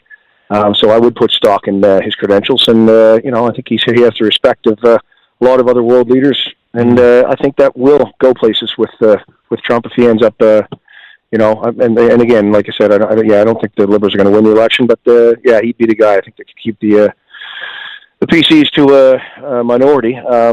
Something an earlier caller talked about how Trump's comments that all hell is going to break loose if there's not a peace deal brokered by the time he gets in office. I don't know how anybody could draw the conclusion that because he said that we're now on the cusp of a peace deal. Correlation, causation. It doesn't ring true to me. And as far as that same caller sort of questioning that you'd put stock and faith in what politicians say, as opposed to private business interests or deregulation. Look, private business interests didn't get into the service of the public; they get into the service of their private business interests, right? And now you have a bunch of people that are private interest groups or private interest individuals with a huge hand in the new U.S. administration that's going to come in. So, I mean, this idea that you'd get more truth out of somebody in the private sector than you would out of a politician is just, it's beyond holding any water. I mean, you can look at the Hill Times, CNN, the Washington Post. I think they fact-checked the 4 years Trump was in office the last time, and they counted about 30,000 false or misleading statements. So, I don't know how anybody at this stage can believe anything that comes out of his mouth, whether or not there's a good intention behind it or not. There's, he's got a problem telling the truth. Yeah. And anybody that doesn't want to, admit that, I think that you definitely have your head in the sand. But, yeah. Anyway, okay. My 2 cents on that. Okay, thanks for the call. Take care. 902-405-6000. Mark says this via email. Says, so Todd, you think Mark Carney is a great businessman should be a good leader, but you don't hold that same standard up for Donald Trump. Isn't Trump a successful businessman? Well, I would say that that there are some differences. I don't know exactly Mark Carney's background entirely, but I would say that it's probably different than being somebody who is a real estate tycoon out of New York. And yeah, Donald Trump built a great business and has business acumen, and that's been a part of his success. But when you look at what Trump has the body of work or the trail that he's left behind to this point compared to Mark Carney, I think he's discredited in a lot of ways that Mark Carney is not. But that said, look, I get it. Just because Mark Carney is a businessman and has this business acumen and was the governor of Bank of Canada and England doesn't necessarily mean that he's going to be that doesn't translate necessarily into being a great leader. We know that. We've seen it before. And conversely, you can have people with almost no background in business and be great leaders politically.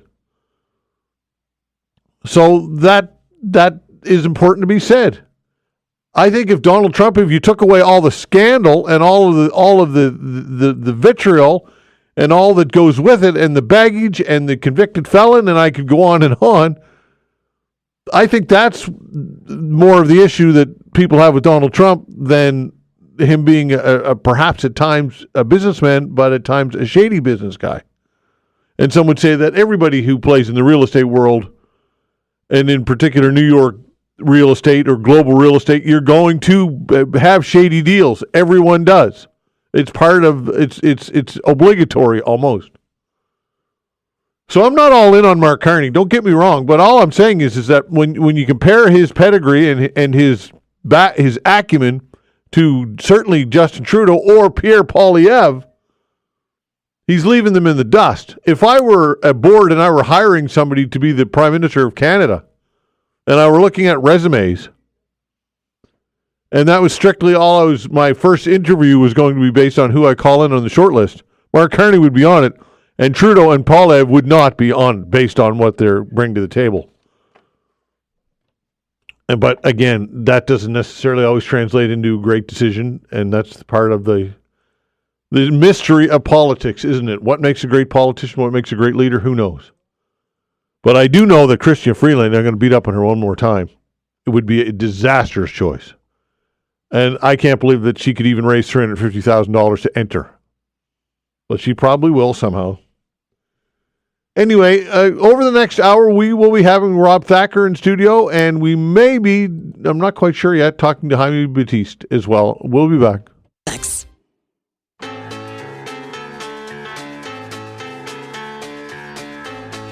All right, I'll be chatting with Rob Thacker in just a few minutes. If you want your science files fixed, don't worry, you will get it. But first, conversation with Jaime Batiste, who is a Nova Scotia MP.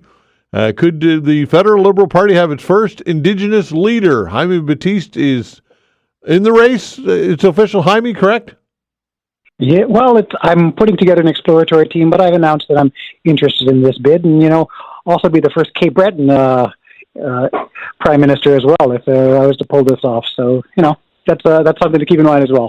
Yeah, for sure. $350,000 entrance fee, and what's the deadline for that? I haven't heard. I'm hearing yesterday that they're going to be taking it in installments. I was under the impression that it was $350 that we had to raise on the 24th. What I've been talking to my donors about is I've been making calls all weekend, around 40,000 now. But I've been telling people, like, I'm gonna run a humble campaign of phone calls and not spending a lot of money, and just saying, if I can't reach this 350,000, I'll be sending back that money to people, minus the banking fees. And so it's one call at a time, step by step, one day, and start at 9 a.m. And besides interviews with the media, it's basically calls to leaders all across this country and potential donors. Okay, what's the inspiration here? Why do you want to do this?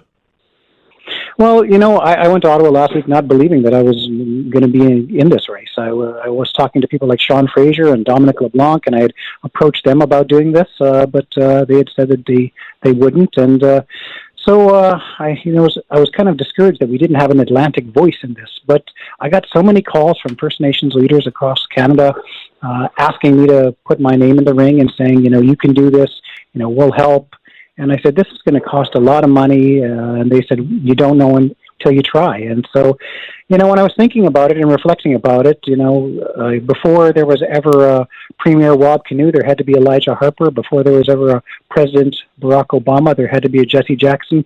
Someone has to be the first person to try. Someone has to take those steps and pave the way for future generations. And if nothing else, what I'm trying to do is create excitement in the Atlantic and create some excitement in Indigenous communities across Canada. All right, what's the feedback been? Excellent. It's, just seeing the amount of support out there. I can honestly say last night was probably one of the best nights of my life, just seeing the outpouring of support and hearing the message that I'm delivering, a very positive campaign, talking about the quality of life Canadians, talking about human rights, talking about reconciliation, talking about our need to continue to protect the environment. These are things that continue to resonate with people. Okay, when it comes to when it comes to messaging, and what's your core messaging? Is it because we know that the carbon tax is something that has been unpopular, certainly here in this region? Would you be distancing yourself from the carbon tax?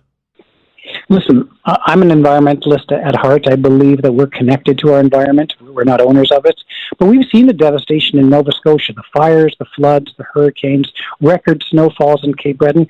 We have to take this seriously. Now, I understand that people are telling me, and I've talked to premiers across the country, that this is unpopular. And so my plan would be to pause the increase on the carbon tax, the price on pollution, really, because the Supreme Court says it's not a tax, but and have a First Minister's meeting with the premiers. But the premiers have to understand, well, the other side of this coin is, yes, if you don't want a price on pollution and you want us to have a more collaborative approach, then you also have to have a bigger share in the emergency management from these disasters. We're seeing, look what's going on in Los Angeles right now.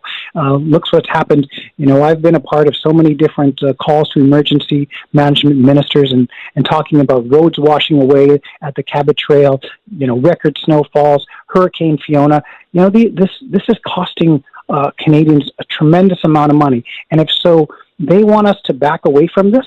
If they want us to stop this, then they have to take a greater role in how we provide supports after these emergencies happen.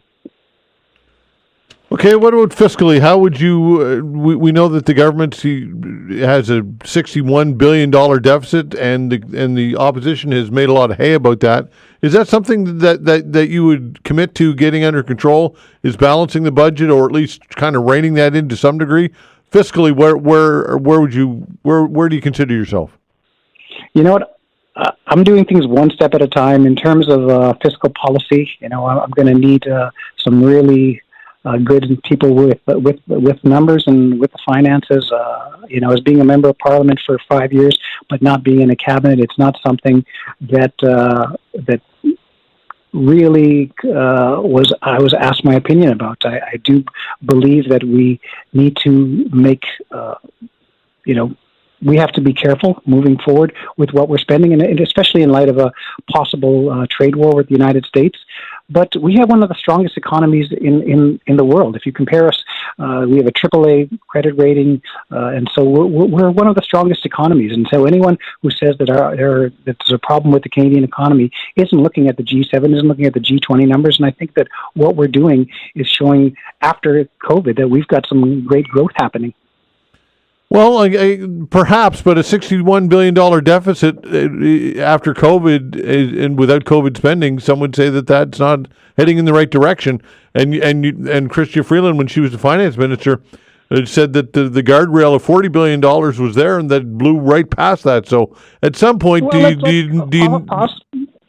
Like there is a little bit of we blew past that a bit, but it's based on contingent liabilities of where we're talking about things that we need to do for Indigenous Canadians that we've neglected for many years. So we can't continue to neglect and underspend in Indigenous communities, and because it's going to come back to bite us in the butt later on when you have folks saying that there's $48 billion for this settlement because we've underspent on the necessities of life for Indigenous people. So I do say that we need to move forward. We shouldn't move forward at the price of marginalizing and making the poorest of the poor even poorer. So I'm going to be a candidate who stands up for human rights, stands up for continued reconciliation, and budgets are important, but quality of life for all Canadians is just as important.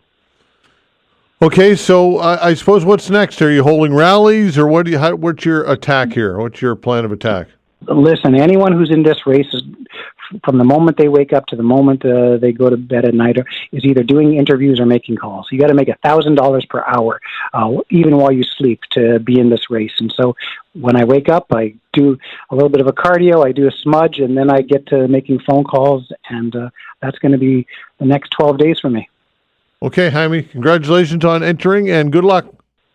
All right, thank you very much for having me. All right, take care. Jaime Batiste, Cape Breton Liberal Member of Parliament. We will be back with the Science Files. We'll be right back.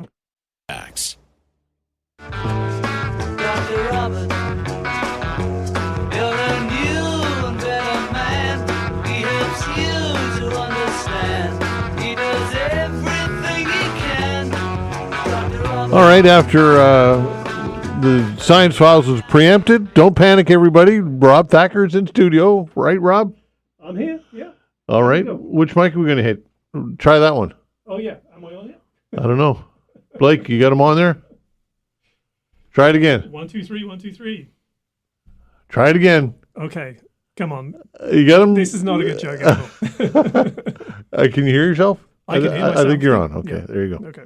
There you go. Well, look, Vanessa's away. Okay. Right? Good old Vanessa. So we gets a little bit of a pass. Eh? Yeah, sure. All right, Rob Thacker, St. Mary's University, Science Files, astrophysicist, and always enjoy having you here in studio. And thanks for being patient, waiting always during. A pleasure. Yeah, okay. Yeah. All right, so let's start with the wildfires, right? Just sure. Amazing what's going on in California. Shocking. Yeah. I mean, it's incredible. And I mean, I've been looking at what people have been saying. I mean, so one of the things that people are talking about is like, all of these things, people doing stuff and whatever. And there is an element of truth to the fact that where there are people just generally are active, whether deliberately or not, fires happen, right? Mm-hmm. And that's just one of those things. But what you got to remember is that we're creating situations now, whether it's through climate change, lack of water, and so on, where these things, there is tinder everywhere, and it's ready to go up. And you have the situation where they've got winds coming in from Santa Ana, and 100 miles an hour in some cases. And so that's providing like oxygen to get the fires going and so on. And then on top of that, you have a topography that's really very difficult to get around, right? So, I mean, people were talking about how it's difficult to drive an SUV around in some of the hills, some of the roads on the hills, so yet alone getting a fire truck up there. So there's a number of things on top of all of the issues of like whether there's enough water or not. Yeah. So there's a whole bunch of things that are coming together to make this absolutely devastating.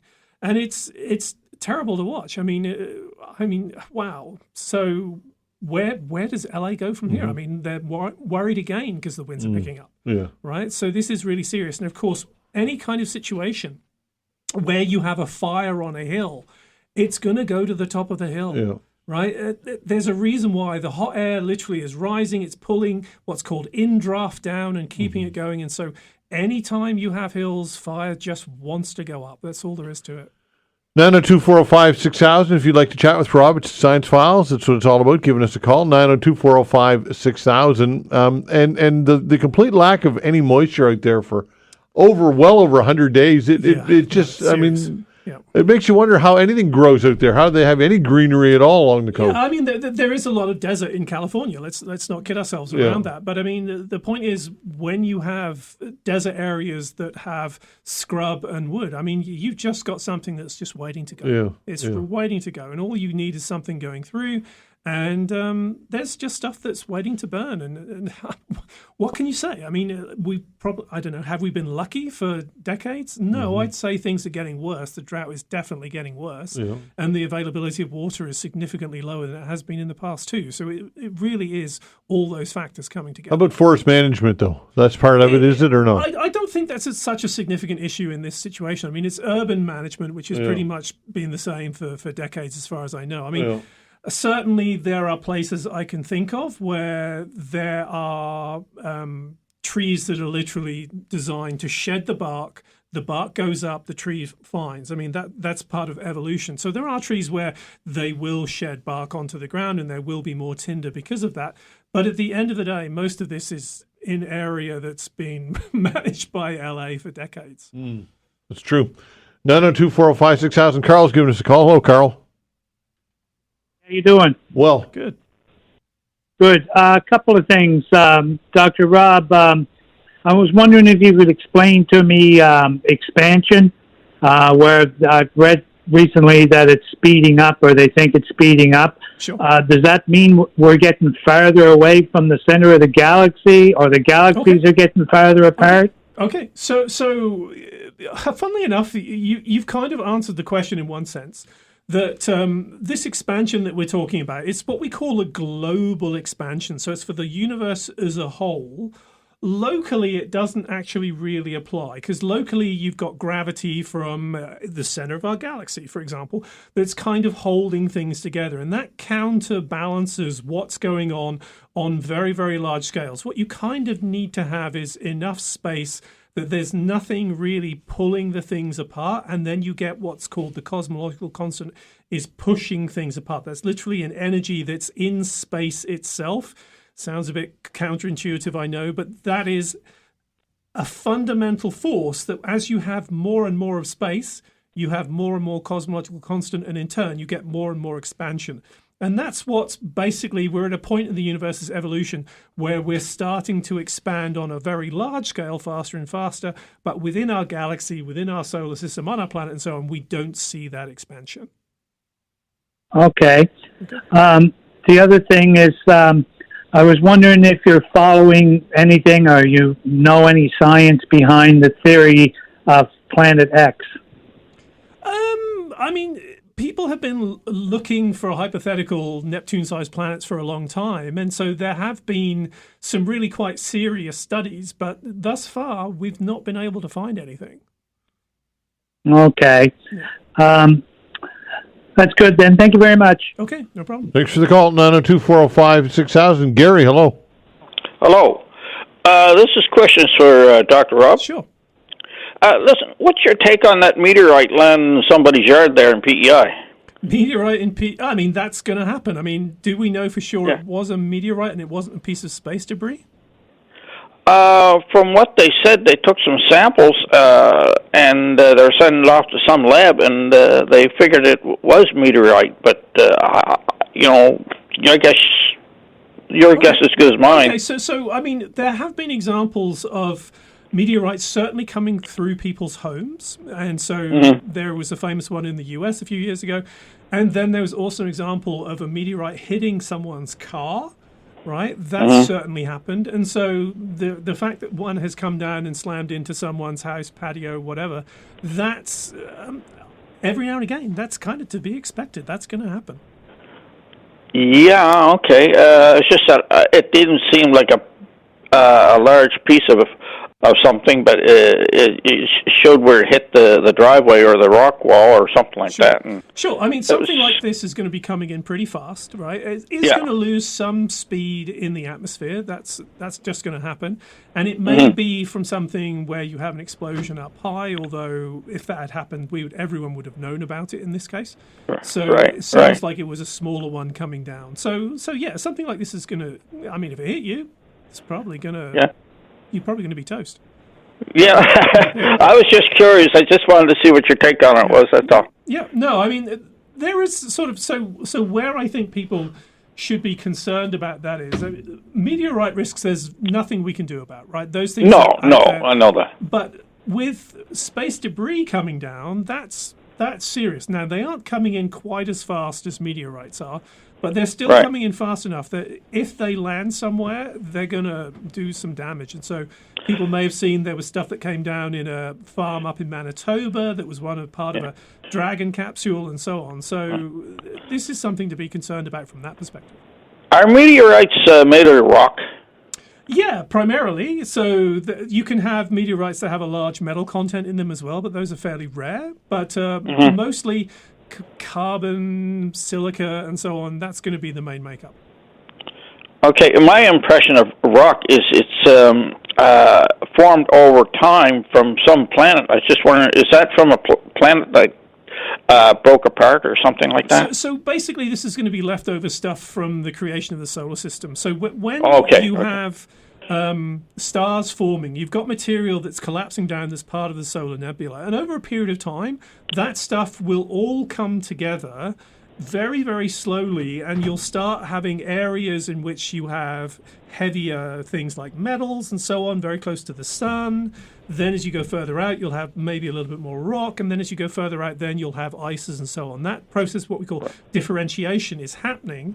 So within the solar system, you'll find a tendency for the stuff that's close to the sun to be primarily rock and things like that, and stuff that's farther away, those are primarily going to be ices.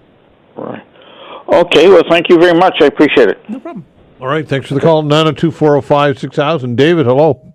Good morning, Todd and Rob. Hi. I would like to know, watching Apollo 13 a few times, project the question. Even though we have a sun, why is it so cold in space? It's not necessarily cold in space, though, right? If the sun is actually on you in space, it's not that cold. It's only if you're in the shadow, right? Then yes, if you're in the shadow, then it is very cold because there's nothing insulating you around you, and you're quite literally at the temperature, or you're exposed to the temperature of the universe as a whole, which is actually very cold. So it depends whether or not you're in or out of the sun. Okay. Yeah, because there's another one there too. That an old proverb that revenge is a dish served to cold. I mean, I will say that one of the challenges with going from sunlight to dark out in space is, I mean, that is something that has to be treated very carefully. You have to design everything for that. Obviously, spacesuits have to be able to cope with going from heat to cold very quickly. Right, so it is a difficult thing to deal with, and so one of the things that happens if something breaks, if a valve breaks or something, what they will often try with the spacecraft is to try quickly rotating it from the sunlight side to the shadow side, heating, cooling, to try and free things up. That's used quite often. Oh, there you go. Thank you very much. Have a good day. Okay, pal, take care. 902-405-6000. That's the way to reach us for the Science Files with Rob Thacker. We've got Rob to the top of the hour. If you've got a science-related question, give us a call. 902-405-6000. The Science Files continues when we come back. Thanks.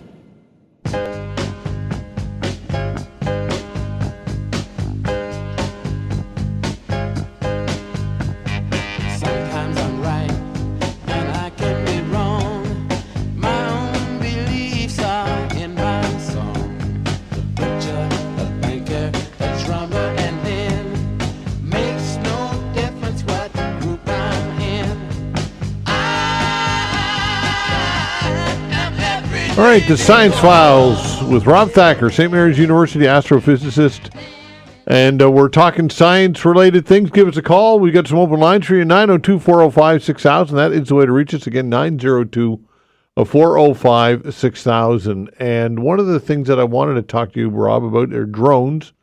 And this story on the CBC website, I'll read just a bit. Well, I'll read the headline and then the sub-headline, and that should give us enough info to go with. Eastern Shore residents demand authorities do better with drone enforcement. Transport Canada responsible for drone rules, but police can charge operators if crimes are committed.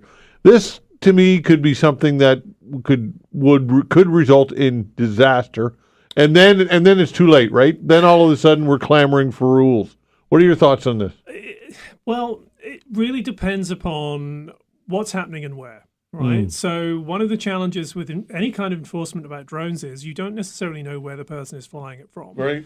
So yes, if you can follow the drone back, then you can figure that out. But then you've got to have people out there here prepared to look. And if it's an urban area, then it's really difficult. That's all there is to it. You don't have the sight lines.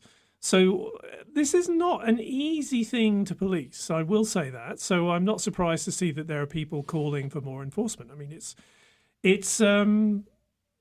a reality. This is a difficult technology to follow easily, right? Well, it's potentially very dangerous when it comes to aircraft, obviously. Well, certainly if people are flying things around aircraft areas and in airports and so on, then yes, absolutely. I mean, that's one of the reasons why that is actually fairly well controlled. I mean, I would go so far as to say that, honestly, lasers are probably worse, right? Yeah. Because directing lasers into cockpits, we had an issue with that several years ago. Unfortunately, that was stamped down on because with that, you can usually find a sight line to figure out where the person is. But flying these things around airports obviously is pretty well controlled. So, flying in sort of urban areas, invasion of privacy is obviously a huge thing and things like that. So it's an issue, no question. Yeah, and drones and their capability and what they can do and the size that do you think that eventually that this will have to be more regulated? Certainly, you could imagine that there's going to be different forms of regulation for different types of drones, right? That's inevitable. I mean, when you think that these air taxis really are giant drones to a certain extent, it's interesting to wonder about where things will go on that front. But the small things that literally the size of the palm of your hand that you can fly around for a few hundred meters here and there, I mean, how are you going to regulate those? Right? It's really, really difficult. Whereas bigger things, then, sure. Particularly anyone who's got a big platform and flying, a DSLR, taking images and so on, that's obviously something where most of the time, in fact, I think pretty much all the time, those people have licenses. So I do know some people who do aerial photography with drones, and they are completely professional about what they do and so on. So I shouldn't sort of suggest that all people flying drones are in any way nefarious. That's not true. There's a lot of people who take it very seriously and do everything within the bounds of the law. Okay, 902-405-6000. That's the way to reach us. We got some time and open lines for you as well. 902-405-6000. If you've got a question for Rob Thacker, 902-405-6000. And, of course, there was a lot of talk about the New Jersey drone situation, and you basically dismissed that.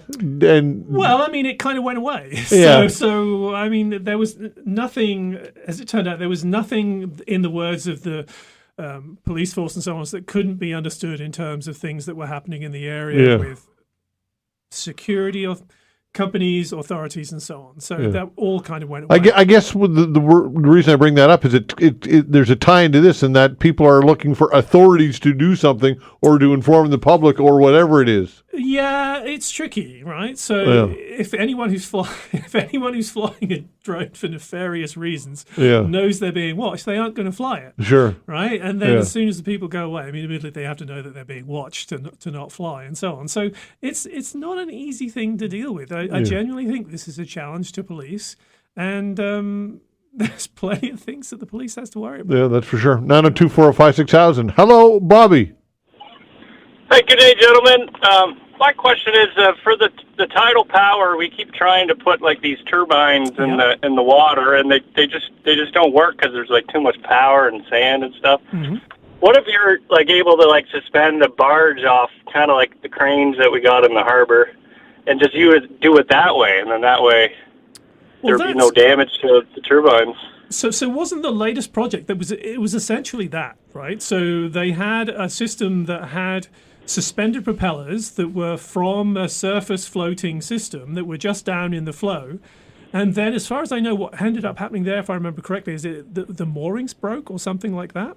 And so then it ended up in a place where it's literally sitting there, as far as I know. I don't even know that it's been removed, right? So that idea works.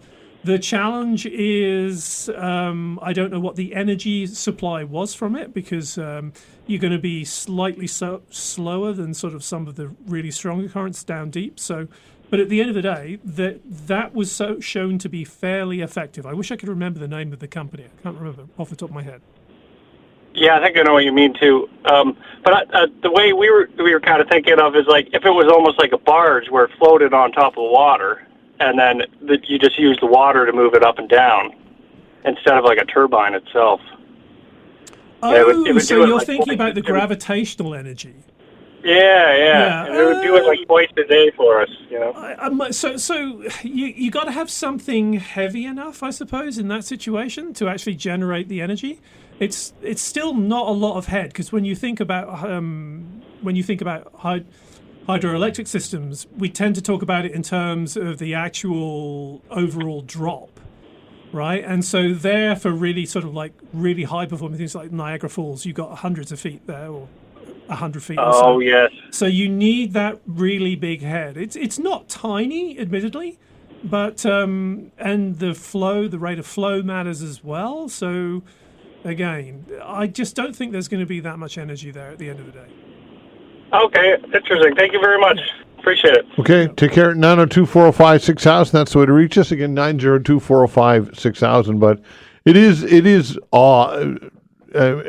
it's amazing the power of the ocean, though. Oh, right? yeah. I mean, so Fundy has a huge amount of power. There is no question that all of the momentum of, well, I don't have to talk about momentum. I can talk about the energy of the motion of that water is a lot of energy, right? But as we've just discussed, actually capturing that energy is really quite difficult without doing damage to the environment or the fish in the flow and so on. So it's proven to be very difficult to tap that energy. Yeah, and it's sad, right? Because if we could, right, that's something that's renewable. It's not going away. Every few hours, it's going to be there. So it's really kind of disappointing that we haven't been able to do better. Yeah. What are your thoughts on oil platforms in the ocean? In what sense? Well, I guess that this is still exploring. We're still exploring this. That it's not going away anytime soon. Well, in the year 2025, that the exploratory wells are still being drilled. Yeah, I don't know what to say. I mean, we're going to pay a penalty for it, right? And that's all there is to it. I mean, it's kind of... What's the penalty? Well, continued or even worse instability in the weather systems. So why do you think that we are, as a population, accepting of that? Why is that okay? Because we care more about what's happening now than we do in the future. And that's human nature, isn't it? Well, yes, absolutely. It's a problem, but that's one of the reasons why, and I hate to say this because it's not a completely true generalism, but there is a fair amount of truth to it, that when you look at the people who are most upset about climate change, it's younger people, because younger people can see into their futures more. Mm-hmm. Right? Because they think, I've got 50, 60 years left on the planet, and I want to be able to live in a world that's, I don't want to say livable, but this sort of like environmental stress is not as significant as it could become if we didn't cut back. Yeah. But I hear what you're saying, but I see young, and listen, I'm a strong proponent of the younger generation. I'm not one of these guys that puts down young people. I'm not, and I never have been. Okay. I think they have a lot to offer. But I don't. The future. That's right. That's right. But I don't see a lot of young people making sacrifices. I think I see young people traveling the way that everybody else travels, spending money, going out to restaurants, using resources. I don't see young people making a tangible difference in their lives. Not that I can see. So I don't think it's that cut and dried. I really don't. So there's certainly the younger people that I know. So, for example... you know a lot more than I would, teaching. But a lot of them are very committed to public transport, right? Aren't committed to having a car. Right? Yeah. And so in terms of travel, yes, I will say that travel is something that I see... there's a lot of interest in traveling when you're younger, but if you're traveling, say, working your way around the world, then that's one thing you're going to do in your life. It's not like I am a bad example. So 2018, 2019, I'm not going to say I lived on a plane, but boy, oh boy, oh boy, like 75,000 air miles in 1 year flying around to conferences, meetings, and so on. And that was a lot of travel that a lot of people who knew me kind of raised an eyebrow and said, do you really need to do that? And I'm like, well, I don't need to do that. And so now we're seeing more and more remote collaboration for meetings and so on. So my travel has cut down significantly. And I think in general, younger people have made some sacrifices, but are they're not going to be living without any kind of carbon footprint. I mean, I just don't see how you can do that in today's society anyway, right? But they are making genuine efforts. Like all of the people I know who've spent money on, say, investing in solar power systems and so on, they're either old people who have money they want to get rid of, or they're young people who are really committed to it. I guess it's been my experience that people's carbon footprint is in many cases limited to their financial ability to create or to travel or to buy a house or to have the nice things. That's been my experience. I think the more you have, the bigger your carbon footprint. Sure. That's a truism, yeah. Right?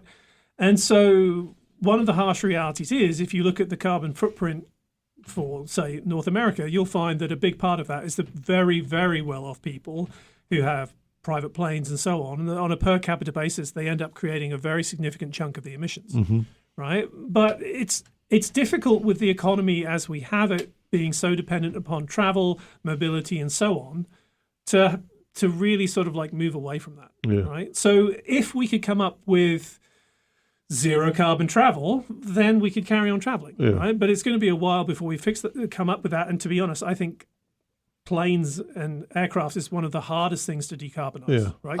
I guess the Taylor Swift Eras Tour, for example, would be one that I would cite. That throngs and throngs of young people are mostly young women, young girls, and their parents flock to these concerts at great expense, traveled, and God knows the carbon footprint, transport trucks to move this thing around, and that's justified because it's a great experience. So where's the social conscience there? So some bands have actually, I can't remember if it was U2 or not, but some bands have actually made a point of paying for carbon offsets to pay for the equipment movement of their tour. So I've seen that. I don't know what Taylor Swift is doing. I'm not a Swiftie, obviously. No. So I don't know what she's doing. But in terms of the actual carbon footprint of people attending, it all depends upon how they're getting there, right? Because if they're going on public transit, their carbon footprint. They're flying there, Rob. Come on, people are flying to Vancouver and Toronto and everywhere else. I mean, I guess all I'm saying is that I hear young people are so concerned about this, and yet I don't see it in action. Is my point. So my sort of like counter to that is I just don't know enough young people who have disposable incomes to fly around all the time to go and see concerts. I just don't. Knowing what I know about the younger people and the financial situation they're in, I just don't see many young people who can do that. Yeah, okay. All right, 902-405-6000. We got Rob Thacker to the top of the hour. We've got some room for you as well, some open lines. Give us a call, 902-405-6000. The Science Files continues when we come back.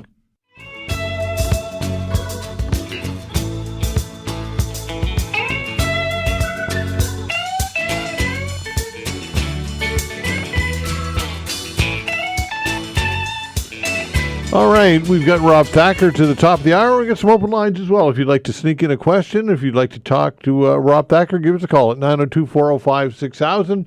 Again, 902-405-6000. Here's a quick email question, and then we'll take a call. Sure. This from Jay says, if our sun burned out, it would take approximately 8 minutes for us to sense the cold. Yep. How do we actually know how much longer our sun will continue to burn? Well, so I mean...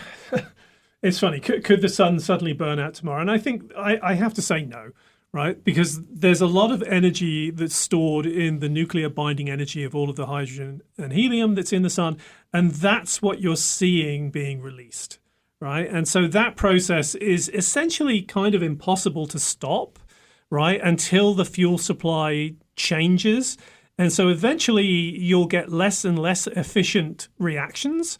And when that happens, the sun will swell up and it will become a red giant. And then you'll be left basically with a carbon core in the middle, a white dwarf star, and then the outer edges will just be blown off, and you'll have the white dwarf cooling down over time. So basically, it stops eventually, but that's not probably for another 5 or 6 billion years, and it doesn't happen overnight, that's for sure. Harvey, hello. Hello, Harvey. Yeah, hi, gentlemen. Thank you for taking my call. Sure. I was recently watching a podcast by Rex Friedman, and he had an astrophysicist on there by the name of Adam Frank. Mm-hmm. Yep. And yep. Yeah, and he's written a book which is really good. I actually read it on the weekend, called "The Light of the Stars." But anyway, the question becomes this: he's of the opinion that if our civilization lasts for another 300 years, we will go out and explore the solar system and colonize it. And he mentions he's a very science fiction kind of guy. Yeah, he is. He mentions the TV show The Expanse, which is on Amazon Prime. But basically he says the 3 challenges. Number 1 is nuclear war. Number 2 is climate change, global warming. And number 3 is artificial intelligence. And he says if we can get through the next few hundred years, that's where our future lies. And I'm just wondering, and of course I'm putting you on the spot asking you this, but what do you think about our chances in terms of the Drake equation, if you will? So sure, I have a lot of respect for Adam. As I said, I've interacted with Adam quite a few times, and he's a general sort of what I would call a solid thinker. He really likes to think about things in detail. And so there's actually a research institute at Oxford University in the UK that's looked at threats to the future of civilization.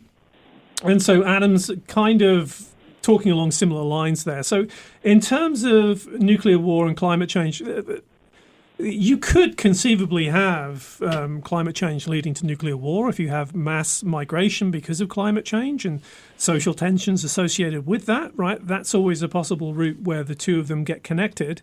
I'm personally...